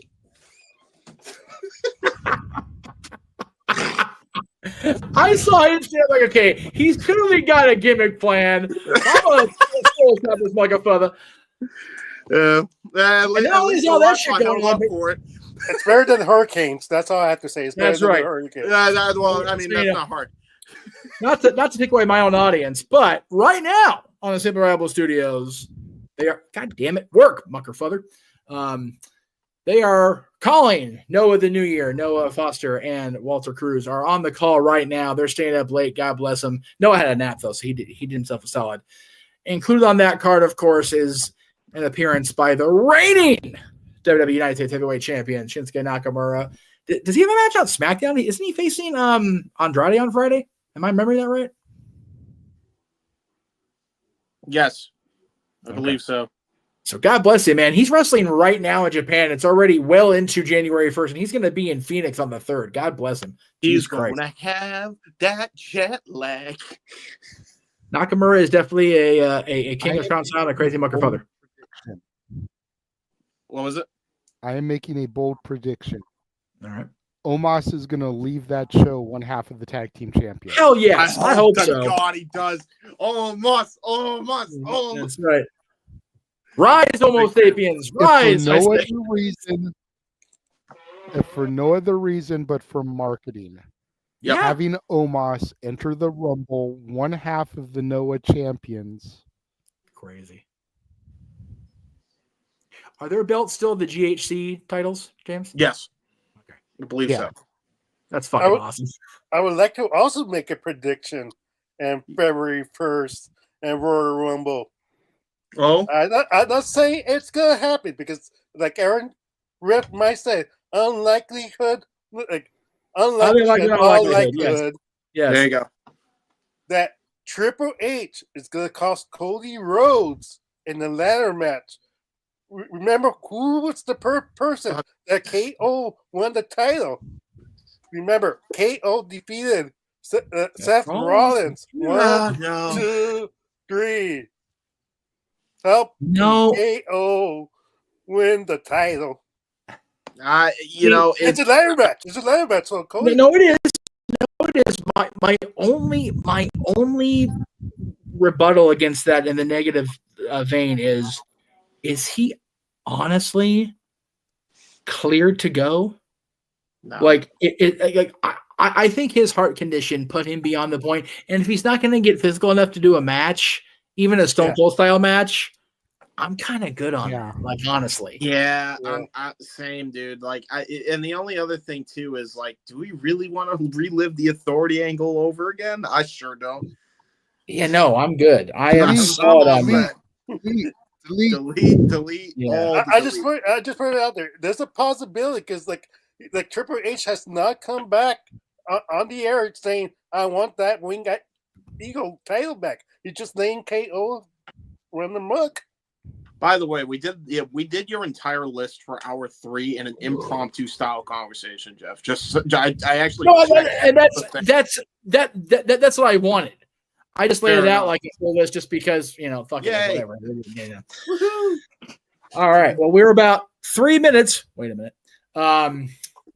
Until it I becomes just hear him easier. say 3 minutes. You did. In the mountain time zones, which I don't even know who's in the mountain time zones anymore, but King is no, he's central. I'm an idiot. He's Never central. mind. Don't listen to the autistic idiot. Never mind.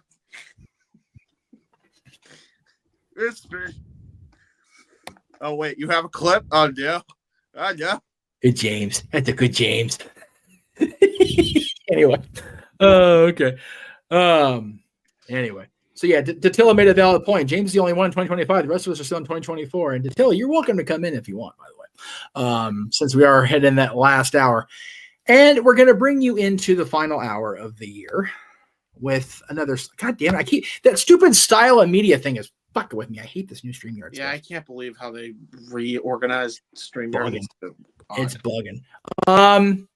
So yeah, we gotta actually, you know what? I'm gonna go ahead and wait till the new year starts, the hour starts, and then I'll play the first media clip I want to play because actually that one's a sad one. I'll play the song toward the end of the year because I really like Till the Clock Strikes. That's my favorite her song. But coming up at the top of the hour, we are going to do our in memoriam, which is about 3.5 minutes. It was longer than I thought, because oh man, there's so many of them this year that and again, there are so many more people that pass, and I'm sure, oh, what about it? You know what? It's the people in wrestling and the people in pop culture that I am vividly aware of, whether it's sports, entertainment, whatever. So if I miss somebody, my bad. Make your own channel, make your own video. Yes. Fuck, what do you want me to do? So there's only one man. I'm only one man, and my highlight reel didn't happen because Jesus Wi-Fi sucked the dick this year. That and the fact that work has been crazy. You know what though? If it's doable by Saturday, we're not having an evening show anyway, so we can just throw the clip up and everybody enjoy it Saturday night when they're not going to sleep because they're going to watch Wrestle Dynasty. It's probably not doable. Again, we waiting as long as we waited last time, I think, which was 2 weeks, maybe 4, probably. Whatever it was. Yeah. All right. It'll be a while, but it will be done. Just not right now. And you know what? There were so many good highlights between Open Mic Night and Saturday Shenanigans. It'll be worth the wait, as it always is. So I am not fussed about it. But I am unfortunately fussed with the fact that it is now in the mountain time zone of the United States of America at New Year, and I didn't pour myself a drink when we were running the trailer clip, so that's my bad. So what we're going to do is say Happy New Year to everybody east of, I guess, us now in California, because everybody else is out time zone and New Year.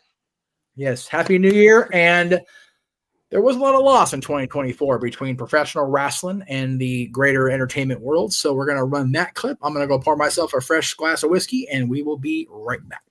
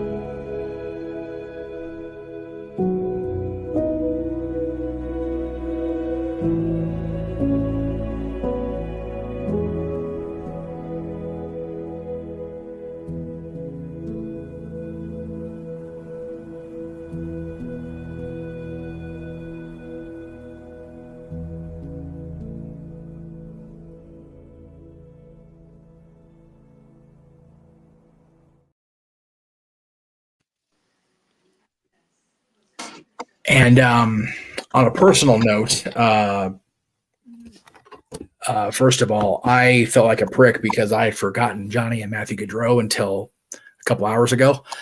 So I added them to the video last minute, and I was literally rendering that as I was on my way over here because it was such a profound loss for everybody, all of us in the NHL community. And Olivia Hussey was a friend. I met her when she was a customer at Blockbuster 23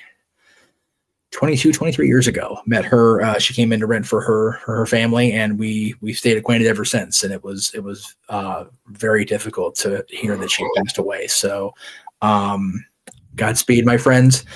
And speaking of friends, teleporting in now because I didn't have it loaded in. Sorry about that. From the command center, she is the one, the only, Datilla. Hey, I'm not even wearing pink.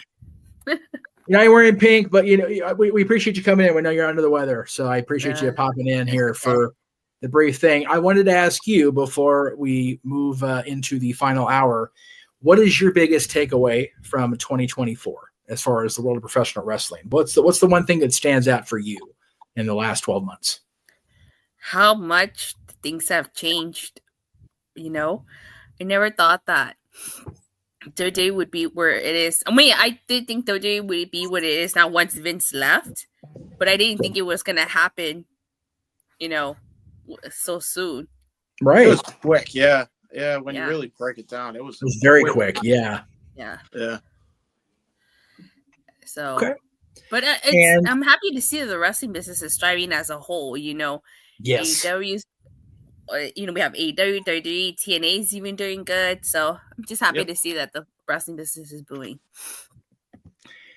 So now that you are here, we're the first half of this hour, we're gonna talk about predictions. And I had a graphic that was projections 2025 to kind of mock the product 2025, but I figured I've forced enough politicians down your throats tonight with President Trump and President-elect Trump and President Biden earlier. So we'll go ahead and just leave the graphic where it is. We'll go around the horn here. What, dude? I am so glad I found that website, ElonTalks.com, folks. They've got as of last time I checked, and it was a minute ago because I got all those in the can already. But Biden, Trump, Elon, Snoop Dogg. JJ had a great couple ones of Snoop Dogg, but just the AI was just enough. It's like, no. They had a couple from Kamala. I'm like, I'd love to be able to use Kamala, but it kept rendering all. It was awful. So I was like, meh, okay, whatever. Tatilla won't change his lotto numbers. There you go. He's in the future. It's 2025 where he's at. So he's the only one in the future right now. So there you go. Yeah, we're still waiting on those lotto numbers. I have no idea. Dude, the Powerball got up fucking high this whatever it was a week or two ago. Yes, sir. I have 3 words for you, Tatilla. Gray's Sports Almanac. Yeah. What? Damn it. Sheldon watched the movie. She's never Back to the Future, so she doesn't get it. It's Back to the Future Part 2. Oh, I haven't seen any parts of Back to the Well, Future. yes. Dude, I am going to find a way for us to get together. Like, I'm just going to tie you to a chair, just make you watch those movies this year. It's going to be a thing. Do a watch-along event. It'll be a happen. But anyway, we'll go around the horn here. Emmanuel, we'll start with you. Oh, how about this? What? Oh, hot take 2025. What's going to happen this year? In wrestling? Yeah. In wrestling and in the greater pop culture world. We'll do both. Fuck it. Rock wins the Royal Rumble. Ooh, that's a big one off the top. I like that. Comes in at number 3. I had to break it to the John Cena fans. I know how much you want to see John Cena win his 3rd Royal Rumble in a row. See him get that 16th title, and yeah. But you were doing real good there for a minute. You really were. Yeah, I'll try. I try my best. I can try to make it a positive. But for me, Rock has never won the Rumble.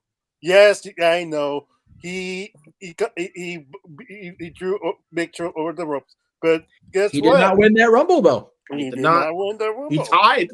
No, not even that. No, the Rock proved that the Big Show proved that he won that Rumble match. Yeah, that's true. He did win it. Yeah, technically. There was video evidence. Plus, I seen in their predictions like having John Cena win the Rumble. Don't you think Rock, if he's interested in Royal Rumble, he could start the match over and over until he gets his way? Oh my god, that would be just bananas. I just say it could happen. I'm mad at it. I'm really not. I'm not mad at it if it happens. I'm going to be honest. Like I said, hopefully better tag team division for both men and women from the WWE side. Joe Henry hopefully wins the TNA championship finally, hopefully in 2025. Well, now what are we doing, TNA? Come on now. No, he has a shot at Genesis, so that's what I'm hoping for. Genesis, honestly, that's what I'm hoping for the most. Is that that's not my hot take. That's my hope. That's a show and a half, by the way. And since my sister and since my sister is not here and she was giving me a hard time that she beat me in predictions, I gotta take things seriously. Like James said, I had to take it like game night mode. Yeah. I had to get a super shot myself and hype myself up and destroy my sister and become champion again. Well, I mean that you already hype yourself enough when you reply to yourself in the comment section. I mean, I haven't done that since the game night, so yeah, but you got to do it every time, man. You gotta have I will. fun every show. It's a gimmick at this point. Yeah, that's right.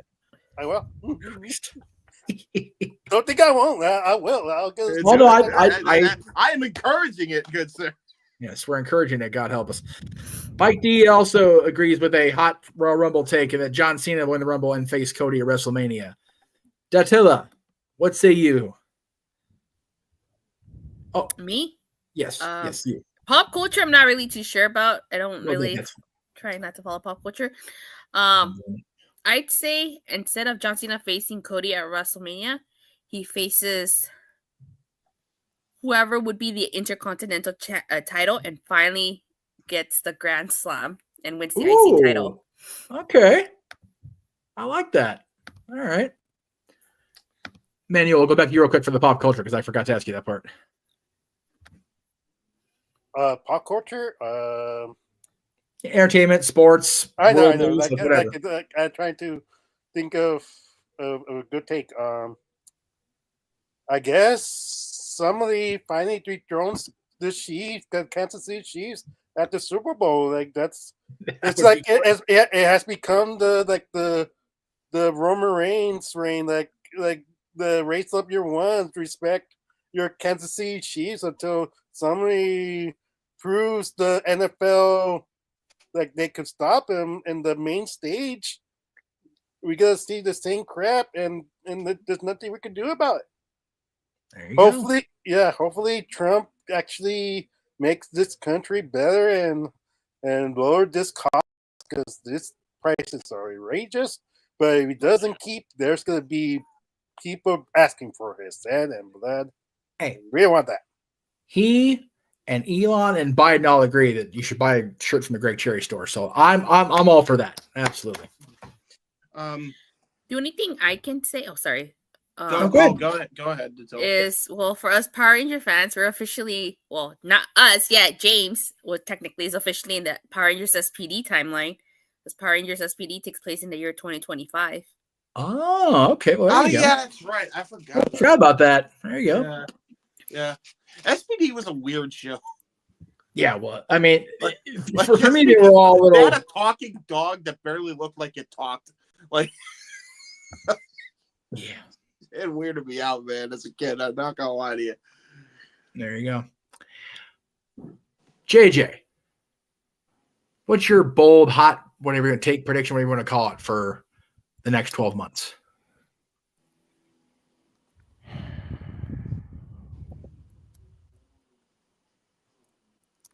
I don't know. Would you like to think about it? Yeah, come back to me last. All right. James. So I'll be last. So for me, I really we want to do a bold prediction. That's a tough one for wrestling. I feel like the impossible has happened this year alone. So that's a valid point. I already kind of did the whole bold prediction with Kenny, but that was more negative. I'll go more positive. I'll balance. There you go. There you go. Okay. Here's the boldest prediction of all times. Ready? Oh God, here we go. Somehow, Shane talks some sense into Tony, and Tony and Nick Khan become blood brothers, and they have a partnership with the WWE, and they save the Moxley storyline by having everybody work their shit out and make money. That's my bold prediction. Because I got nothing else, to be honest. And if it happens, it needs to happen on March 9th. Anyway. Yeah, no, I know, but it probably will take longer than that, knowing Tony. Anyway, my other bold prediction for pop culture is the Browns are nowhere near the Super Bowl, are they? Yeah. That would have been the funny joke. It's like the Cleveland Browns win the Super Bowl. No, we talked about that during the second hour with the Greg Cherry crew on board. All right, yeah. All right. Yeah. So okay, pop culture. Detroit wins the Super Bowl because they're actually close and they're not the Chiefs. So that's good. Yeah, but I mean, okay. Let me think then. Okay. What you know? What? Come back to me on the pop culture one. All right. Are you ready over here on your end? As he yawns through his response. So sorry about that. Yeah, I guess. Yeah, I guess. What you got, JJ? So I'm gonna say, wrestling wise, we're gonna finally get our When Worlds Collide show this year. There you go. Hey, let's go. You know, I could have made a Cena prediction, but I feel like the bottom row did that, so I don't want to go there with the Cena prediction. All right. At least not as, my main thing. I didn't want it to be like I'm copying. No, that's valid. Pop culture, Beyonce gets canceled because of the whole Diddy scandal. No, jeez. Oh boy. We went almost a whole month without any Diddy jokes, and now we're just going to go into the darkness again. The last 45 minutes. Okay, good to know. No Diddy. No. Yeah. Plenty of yeet. No Diddy. Anyway, we're good. All right. Yes. You know what's great about the yeet thing? I can do my physical therapy for my arm. Good shit. That's right. Like I will yeet all fucking day if this fucking shoulder works the kink out of it. Golly. DDP yeet. That was the problem with that DDP. program with the Jimmy versus Jade match, because no one's gonna say no yeet. It just sounds stupid, really, as me saying it out loud. I know. It's pretty derp. Okay. It's okay. Pop culture reference. Let's see. All right, I'm just gonna say it.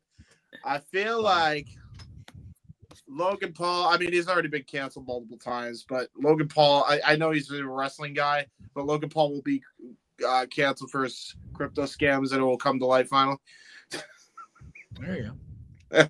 That's definitely on the horizon. Logan Paul, things are looking. Logan Paul is supposed to be making his return to Raw in LA, so. No. I'm just saying things aren't looking good. Things are not looking good on the YouTube front. No. All right. Actually, that's kind of an in-between in the cop-out. I will say a Diddy thing. Who else was related with Diddy? Why does it have to be a Diddy thing? It's the only thing I can think of because it's almost a guarantee. Yeah, that is a guarantee. That is all right. Go ahead. Fuck. He will be exposed as the person that got Pac killed. Like Jesus Christ. Jeff Meacham Network, if you agree with the views of James Hebert, don't come after me, motherfucker. My views. It's Eminem who said it. His view. I'm being the messenger. It's Eminem that said it. It's Slim, not me. Right. Oh, here you go. Here's the bulb not fucking on the bingo card prediction. There you go. Russo and Sean Ross Sapp do a show together. Hey, if I can get Sean Ross Sapp on a show that Virtue doesn't completely shut down from within, fuck it, I'm here for it. So there you go. Okay, you had your hand up before I make my bold take, Emmanuel. Can I take a bad take? Sure. Okay. Go for it. My bad take will be this. Oh. Vince McMahon starts his own company, and then he gets let go of his own company just to get fired again. Damn. Well, he is That's definitely doing not as bad as you think, actually. It's not as bad nor as far fetched. No, actually, like that's pretty accurate. You know what though? It's one of those. If the movie production or whatever media production thing does go into effect, he's not in wrestling, so I really don't give a fuck at this point. Like, he's out of there. As far as we know, he's not influencing the product. So I'm very much gearing more and more toward the Noah Foster approach to life, where outside of wrestling, I'm not watching a whole lot of television these days anyway. So as long as he's not involved in wrestling or his company doesn't get involved with the company I'm about to go back to work for, I don't give a fuck what he does. I don't care.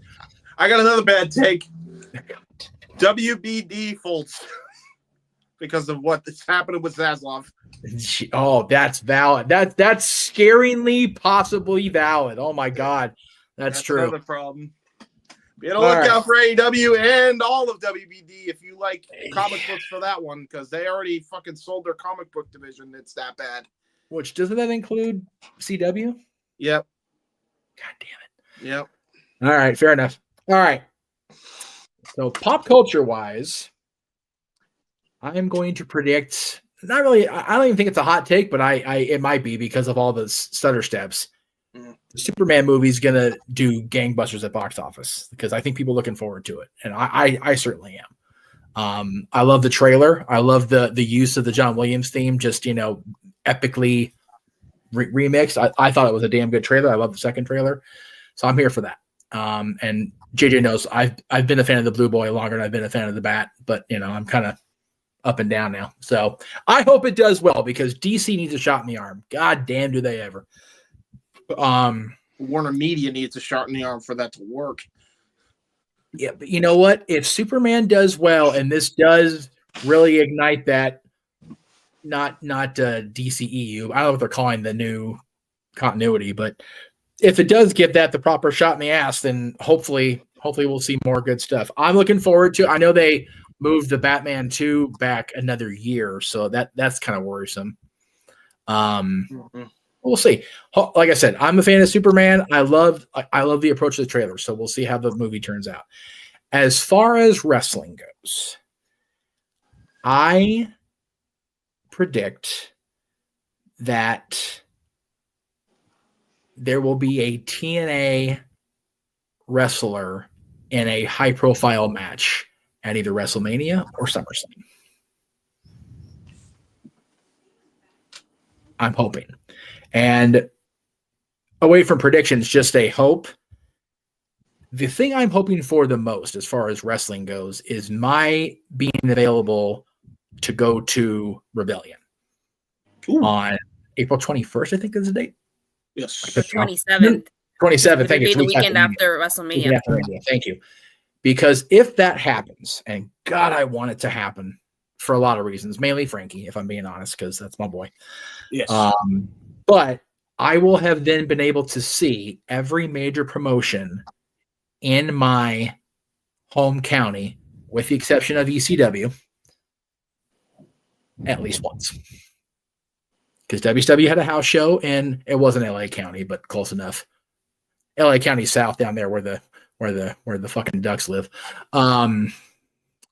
I saw WWE. Hey, the Angels called themselves the Los Angeles Angels, so you know. Well, just because Artie's geographically impaired, I'm not running with that shit. Fuck that guy anyway. He had the two greatest players in the game, and they still can't do fuck all. Okay, sorry. Otani leaves for 1 year, and he's a world champion with somebody else. So fuck Artie in his corporate ass until he tells the team. Anyway. Corporate ass seems weird. No, ducks fly together. The only way the ducks fly away is if I shoot them out of a cannon from the Staples Center. Fuck those guys. Anyway, Jeff Meacham plays Duck Hunt confirmed. Dude, Duck Hunt is a fun game. What do you think, Todd Bailey? Anyway, our mascot. If you know, I'm sorry, Till. What'd you say? I said Duck Hunt is a fun game. Duck Hunt's fucking awesome. They need to bring that shit back with Bailey, our mascot, as the fucking the hunting dog. That's good shit. That was good shit. The graphics are great. Yeah. But then so I've seen WWE numerous times, seen AEW a couple times now at the Forum, no less. God, that was awesome. WCW, WWE, and then TNA, and then the NWA when their TV presence was based here. Yeah. So TNA's the last holdout, and April 27th is the date. So say a prayer, kids. I've even seen NXT live twice, TV and a pay-per-view and house show. So I've literally seen. No, you know what? Ring of Honor is still on the list. I forgot about that. And the way that's being run. Fair. That is fair. So, but I am confident that I have high hopes for wrestling. I have high hopes for 2025. You know, this year, and you know, most of the people in this room know, rough year for a lot of us. It was really hard around here. You know, my son struggles with everything. Me being out of work for what would have been a year and a half prior to a couple weeks ago, it's been very tough. And then, you know, the little slap on the wrist from Google and YouTube, and fuck you guys. So, but the last month of the year has given me that hope. You know, Dylan's going to be in a school that he actually wants to attend in 2025. So props to that. And I'm going back to the Magic Kingdom. Well, Disneyland, the original Magic Kingdom, at the end of January. So that is, I have high hopes for the year. You know, I get to go to NXT on Tuesday, see New Year's Evil live and in person. I hope everybody that is able to in the SoCal area gets to go. And, you know, when we had Sean on earlier, we were talking about Denise Salcedo possibly going, and he says he wasn't sure she was going to Raw. So hopefully she comes out to NXT the next day, because I miss Denise. I like to see her in person. That'd be cool. And, you know, NXT is awesome. And as JJ said, the card looks fucking stacked. So good on them for that. And yes, in the chat room, I do see that. So I will bring this up to most of the country. Happy birthday to AEW. 6 years old as of right now, because of course New Year's Day was their big little viral announcement. So big. Well, that was an oxymoronic statement. But yeah, happy birthday to AEW. So what we're going to do now is give everybody the chance that is sleepy or on East Coast and wants to go sleepy. They can bow out. I'm going to run the final song of the night, and then I'm going to make my big announcement. So my buddy Ariel Bellvalaire released her first EP this year, and this was the first single that was released. And along with the recording before, actually, wait, time that out. We got one more trailer to run. I forgot about that because JJ put it in there. I forgot to run it. So thank you for putting it in there. JJ, introduce this trailer for us, sir. Well, as a lot of you guys know, I've been talking it up quite a bit here these last couple of months, but effective at midnight West Coast time. Yes. So in about 33 minutes, the Casa D18 Studios will be back in full production. Renegades reviews back in full swing. 4 brand new shows premiering.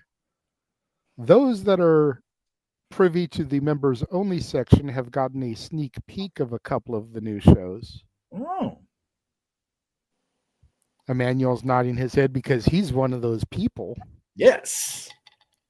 So the trailer basically gives you a look at what is going to be coming up in the month of January on the Casa D18 Studios channel.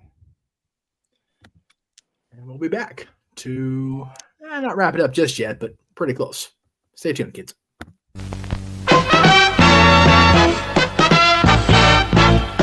And now, preview time. So let's take a look at what's coming your way.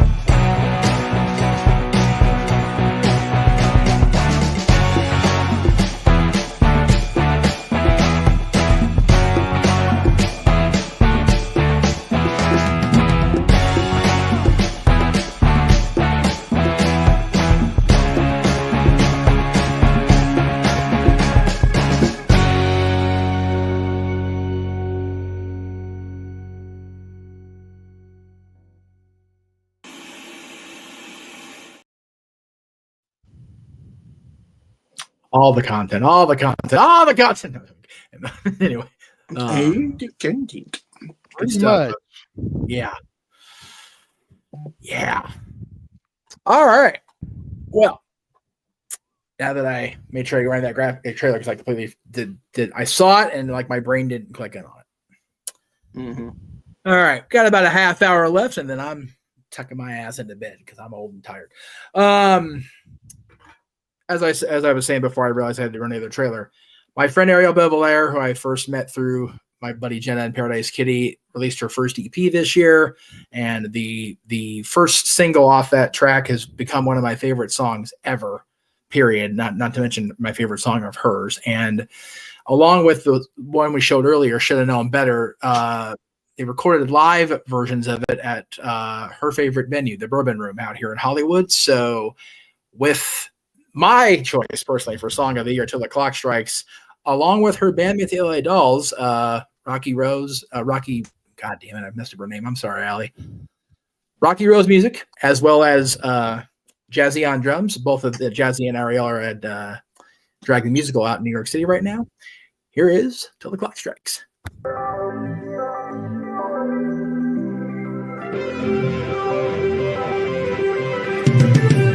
I feel stuck the second I'm waking up under the pressure, falling forever. Letting my body until they interrupt, stuck in the rhythm with or against them. Screaming out, they live inside my head, but I couldn't hear them. Crawling down the rabbit hole again, facing a dead end.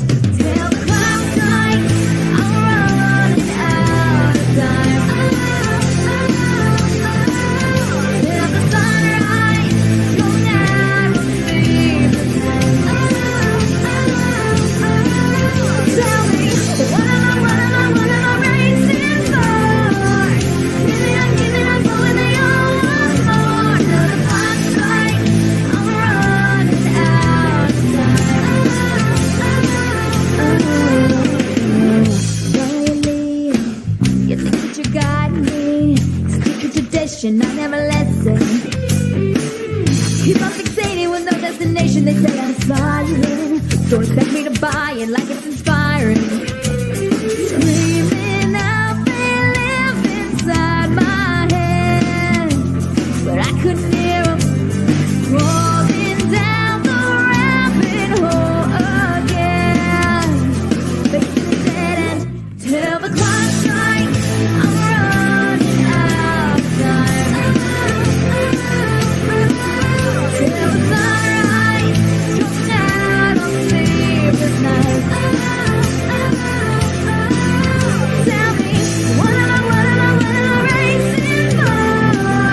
Giving up, going they all want more. Till the clock strikes, I'm running out of time. Timelines, lifelines, where and when. Sacred rule book, play pretend. It's all fiction, how's it end?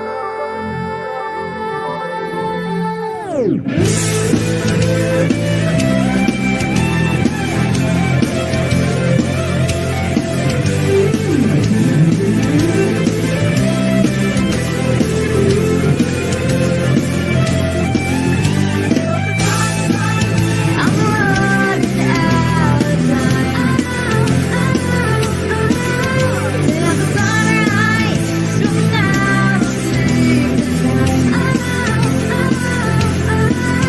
Tell me, what am I racing for? Giving up, going they all want more. Till the clock strikes, I'm running out of time.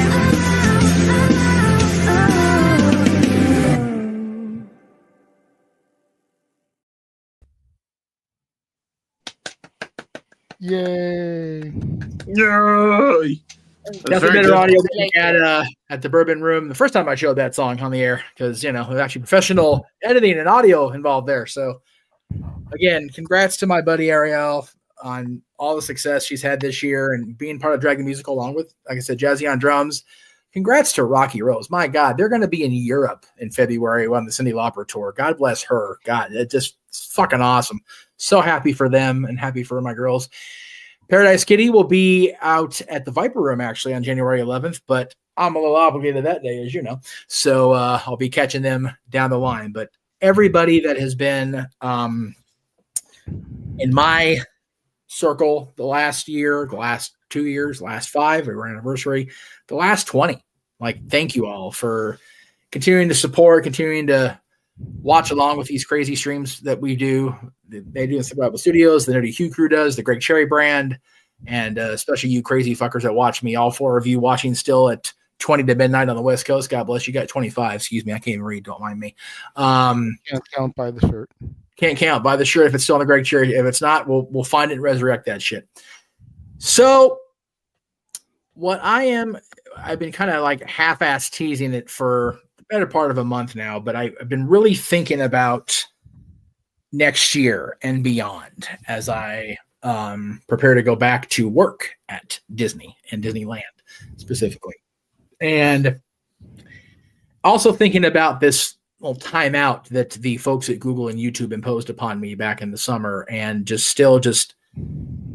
stupid, like beyond stupid. And it caused more problems than it was worth. The fact that I was involved with being in that partnership and having to deal with the fallout of having my little timeout, my slap on the wrist. And I figured, okay, on top of that, I have been so infinitely proud of and amazed by the slack the team at the now Songwriter Studios has picked up.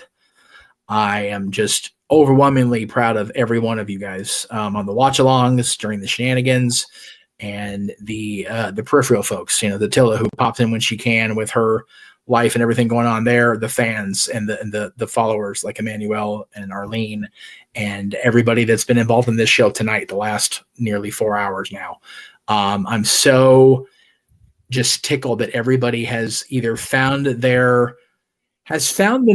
and the way to go about doing their thing on YouTube. The group of us got the Tilla, her subscriber count up, and now she's got shows every weeknight, and she's on their Thursday night Impact review with the other channel. Yes, sir.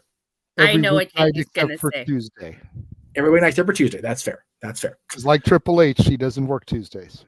No, she doesn't work Tuesdays, but hopefully my Princess NXT will encourage her to be part of it in some way or fashion on Tuesday night. We'll see how that plays out. I haven't been to an NXT show since NXT TakeOver War Games 2 in 2018. Oh my goodness. Well, we have to find a way to get you out of the house Tuesday night. Like we got to get you down to the Shrine, because the Shrine, never been, like I said, but I've heard fucking awesome things about the venue, and NXT is hotter than it's ever been. So hopefully all us LA folks get out there. If you're not going to Raw, go to NXT. If you're going to both, God bless you. You got more money than I can fucking spend. So God bless you for that. But I ain't got that. So, but I'm proud enough of everybody and so amazed with how far everybody has come. $100 more. God damn, it's crazy for NXT, but it's cheaper than Raw.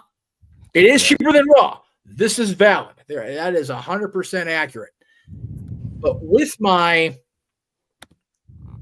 realization of how far the entity once known as the Multiverse of Media, the Jeff Meacham Network Multiverse of Media, has come, I am confident in my decision going forward, beginning on Monday. You guys have seen this graphic go up quite a bit here in the last few weeks, but it's now changed for tonight, where it says all new content beginning Monday. Prior to the premiere of Raw on Netflix at 5 p.m. Eastern, 2 p.m. Pacific, here on the West Coast and all across the world, the Jeff Meacham Network will no longer be a wrestling-centric YouTube presentation. I am shifting gears, much like one of my favorite people in the world, Tim Allen, who has his show coming out on January 8th, Shifting Gears with Kat Dennings. God, that's going to be fucking funny, the two of them together. I'm going to be Disney-centric going forward. I figure going back to work for them anyway, there is a plethora of content between movies and television and parks and music and everything. I won't want for stuff to talk about. That goes without saying. And JJ and Aaron have a famous list that I actually have physically compiled of movies and things I need to see before I die. A lot of that shit is Disney, unfortunately, because I just haven't seen a lot of the old stuff. That's changing beginning Monday. So Monday will now be Milestone Monday on the Jeff Meacham Network. And starting in about 19 minutes, the first 5 Silly Symphony cartoons will be entered into the public domain, as well as the sound versions of The Galloping Gaucho and Playing Crazy in reverse order, the first cartoons from Mickey the Mouse. So, and also the first Mickey cartoon featuring the future horse collar. If you don't know who he is, Google him. You'll find him. So with that being said, Milestone Monday for January 6th will be an in-depth, at least for me, analysis about the Silly Symphony collection. And that'll be the first show out of the gate. And again, we're not going to go hopefully more than 2 hours because I want to actually have an hour lead time before Raw comes on because I'm going to be tired, I'm sure. Tuesday, I have to pre-tape Tuesday's show, of course, because I will be at NXT New Year's Evil or WWE New Year's Evil. I guess we're not calling them NXT anymore. To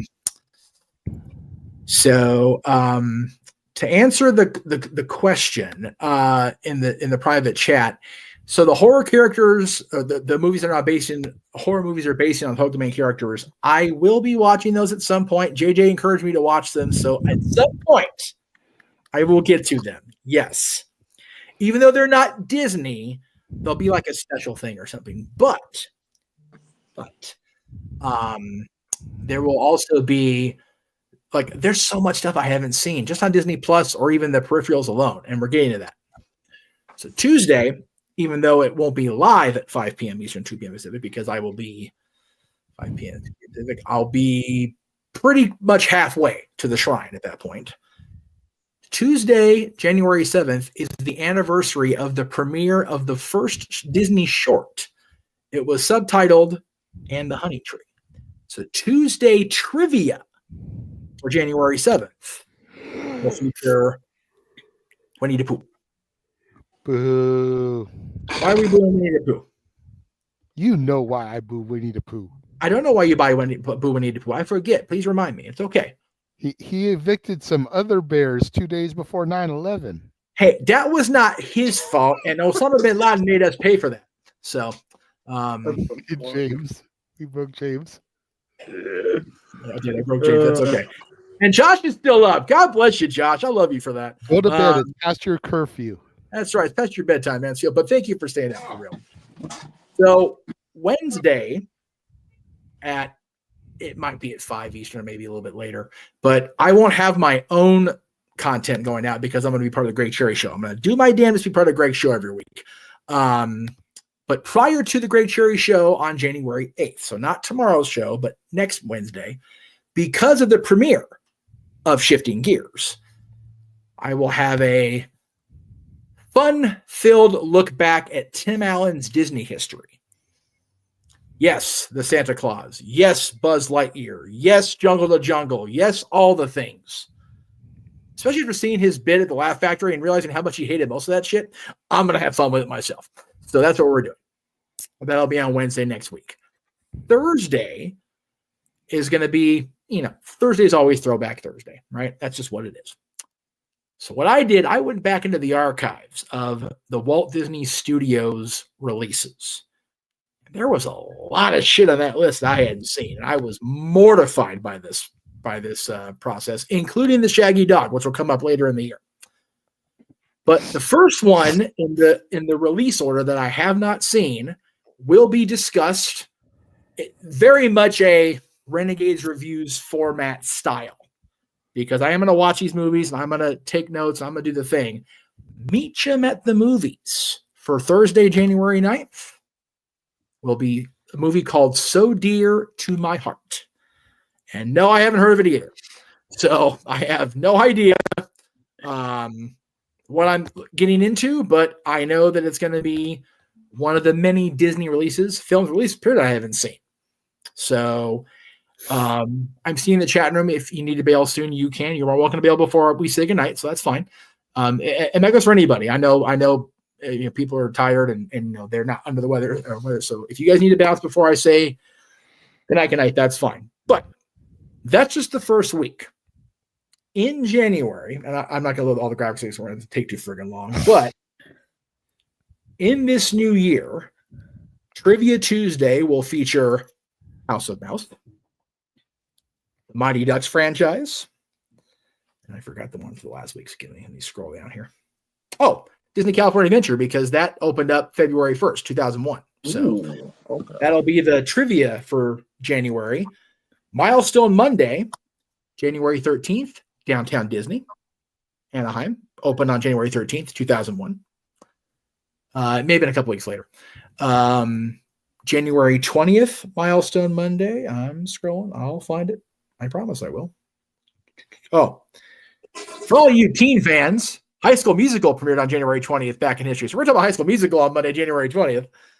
I've never seen High School Musical, to be honest.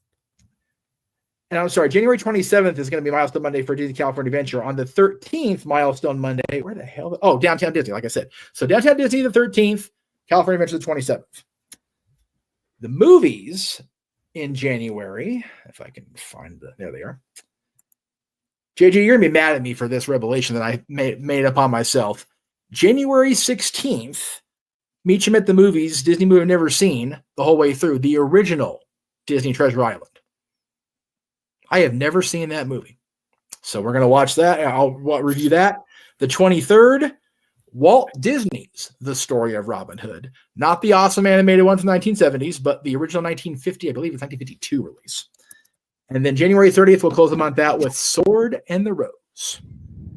So that is where I'm going in 2025. We are shifting gears to Disney centric. I have enjoyed the hell out of covering professional wrestling for No DQ on the Constantine Studios channel, on the Simple Bible Studios, and my own network for the last 5 years. But I feel like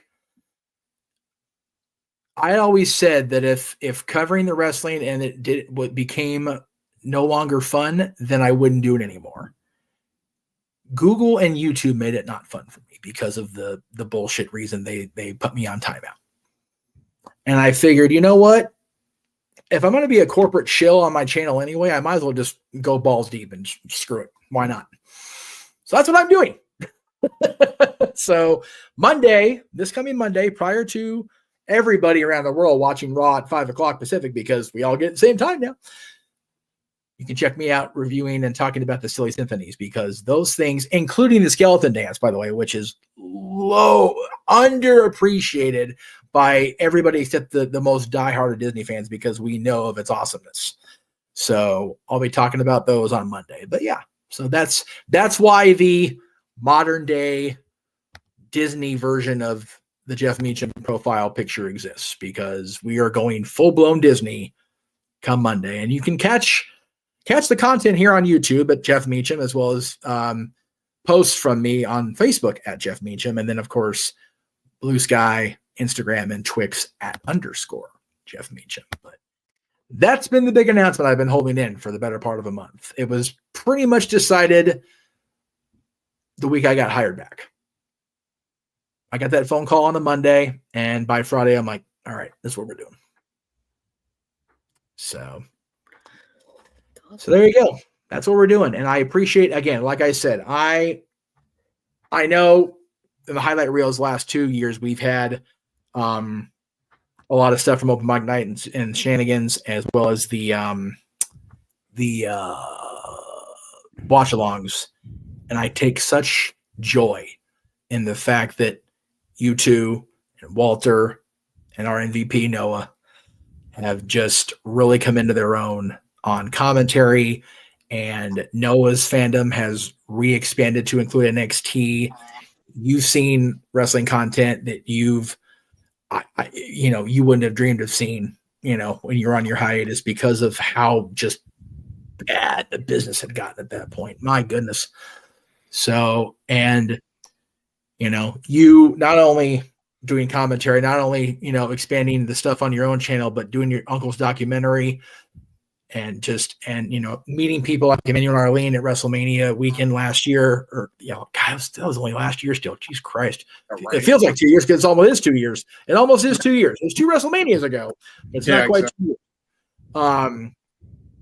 And part of my decision process was I got to take my dad to see The Undertaker, which is where I met you guys in line. That's because of Disney money. I got to do that. See, even the fireworks next door agree. Loud fuckers. Sorry. My neighbors here. I'm still getting out of this house. Anyway. So, and yes, and part of my being hired back has been realizing that I have held on to far too much negative shit for far too long. If I'm being real.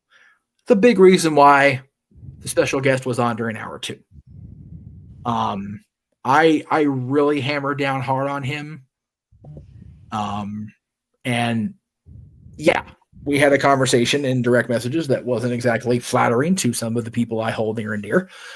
But if I can ask to be permitted to change and be better, then I can also hope for that for other people. So that's my mindset going forward. This space, I'll have my logo up here because I couldn't get a render without the damn black background.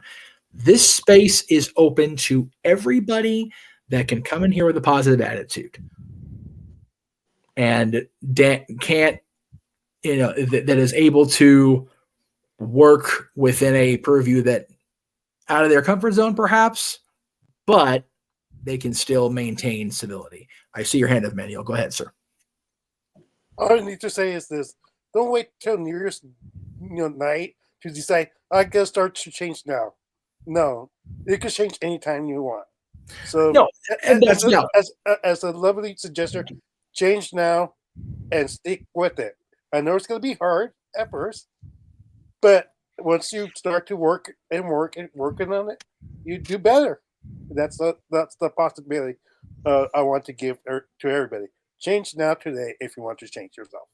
No, and that's valid. The fact that I've managed to dip down under 260 for the first time since I got hired in at Disney, since I got hired at Walmart 6 years ago, is 8 years. Jesus Christ, let me do that for a second. Is amazing to me, and it really wasn't anything I decided. It happened because my mindset changed. And yes, Josh, I agree. Everybody gets positive attitude except Bill Belichick. Fuck him. You're 100% yeah. Fuck that guy. Anyway. All right, we have about 5 minutes left. Is there anything anybody wanted to say before I send everybody to La La Land or Mimi's? JJ. I did want to get my Cena prediction out there because a lot of people were talking about him earlier. All right. John Cena will get number 17. Yes, no, I agree with that. But dot. Yeah. It'll be in his last match. Ooh, okay. That way he can win it, break the record, yeah, retire undefeated. Well, Royal Rumble 2026 will be for the vacant championship. I love it. I fucking love that. Yeah, I'm here for that. Let's do it. Oh, my candy cane. That's all I had to say. Apparently, my candy cane. It dropped. Candy cane go boom. The candy cane went boom boom. I just hope that everybody has a good year. Lord knows I need a freaking better year than I had last couple of years, quite honestly, personally. But yeah, let's hope for a better year for all of us, and let's have a better mindset going in. No, I agree. We've all said since the pandemic started, oh, it's the worst year ever. I think 2024 was dog shit across the board. Like, I really do. Yeah. Like, Yeah, it was bad, man. So yes, and to all the fans that have, like I said, have watched us, watched me, supported us, thank you. And I hope that the shift in content will not deter you, because Tatilla pointed out about the horror movies that have been made about the folks in the public domain. That is valid. However, people forget how much the overall studio encompasses. Halloween H2O, technically a Disney film. True. Under Miramax. Yep. So definitely will not be all, sunshine and rainbows and skipping along with Snow White and Prince Charming and shit. Absolutely not. Well, we're going to get some good shit on these reviews on Meacham at the Movies. Trivia is going to be fun. I already had Natalie bug me to be on the Ducks trivia when I showed her the graphics a couple weeks ago. She's like, I gotta be on it. I'm like, okay, go for it. You play your dad if you want. Challenge her then. What? I have to challenge her then. There we go. There it is, folks. January 21st, Tuesday, 5 p.m. Eastern Pacific. The Renegade versus Natalie and Mighty Ducks franchise trivia. No, not the hockey team. Fuck them. I'm talking about the movies and the TV show. Fuck the Ducks. Fuck the Ducks and fuck the Belichick. Everybody else is pretty much, well, and fuck you others too. But we're to begin this week, so it is what it is. Hey, let's not hate on Korea and Solani. Right. Salad. Hey, yeah. I personally didn't pick on you about the Oilers because they gave us. Hey, where are we at here? So the Kings always play the level of their opponent, but Saturday was a goddamn good game. It was fun to be there. It was fun to watch. I didn't get along with my ex. That game was so good. Anyway, well, right. I don't mean to interrupt. I'm gonna rush out of here because I gotta. No, you're good. You're good. We're gonna close that anyway. We have about 2 minutes. Bye, everybody. Happy New Bye, Year. Dr. Nick, and bye, James. Happy New Year, brother. Be safe. Yeah, thank you. There you go. Happy New Year. Now you have two reasons to hate me, I Jeff. don't have anything in my cup, but cheers anyway.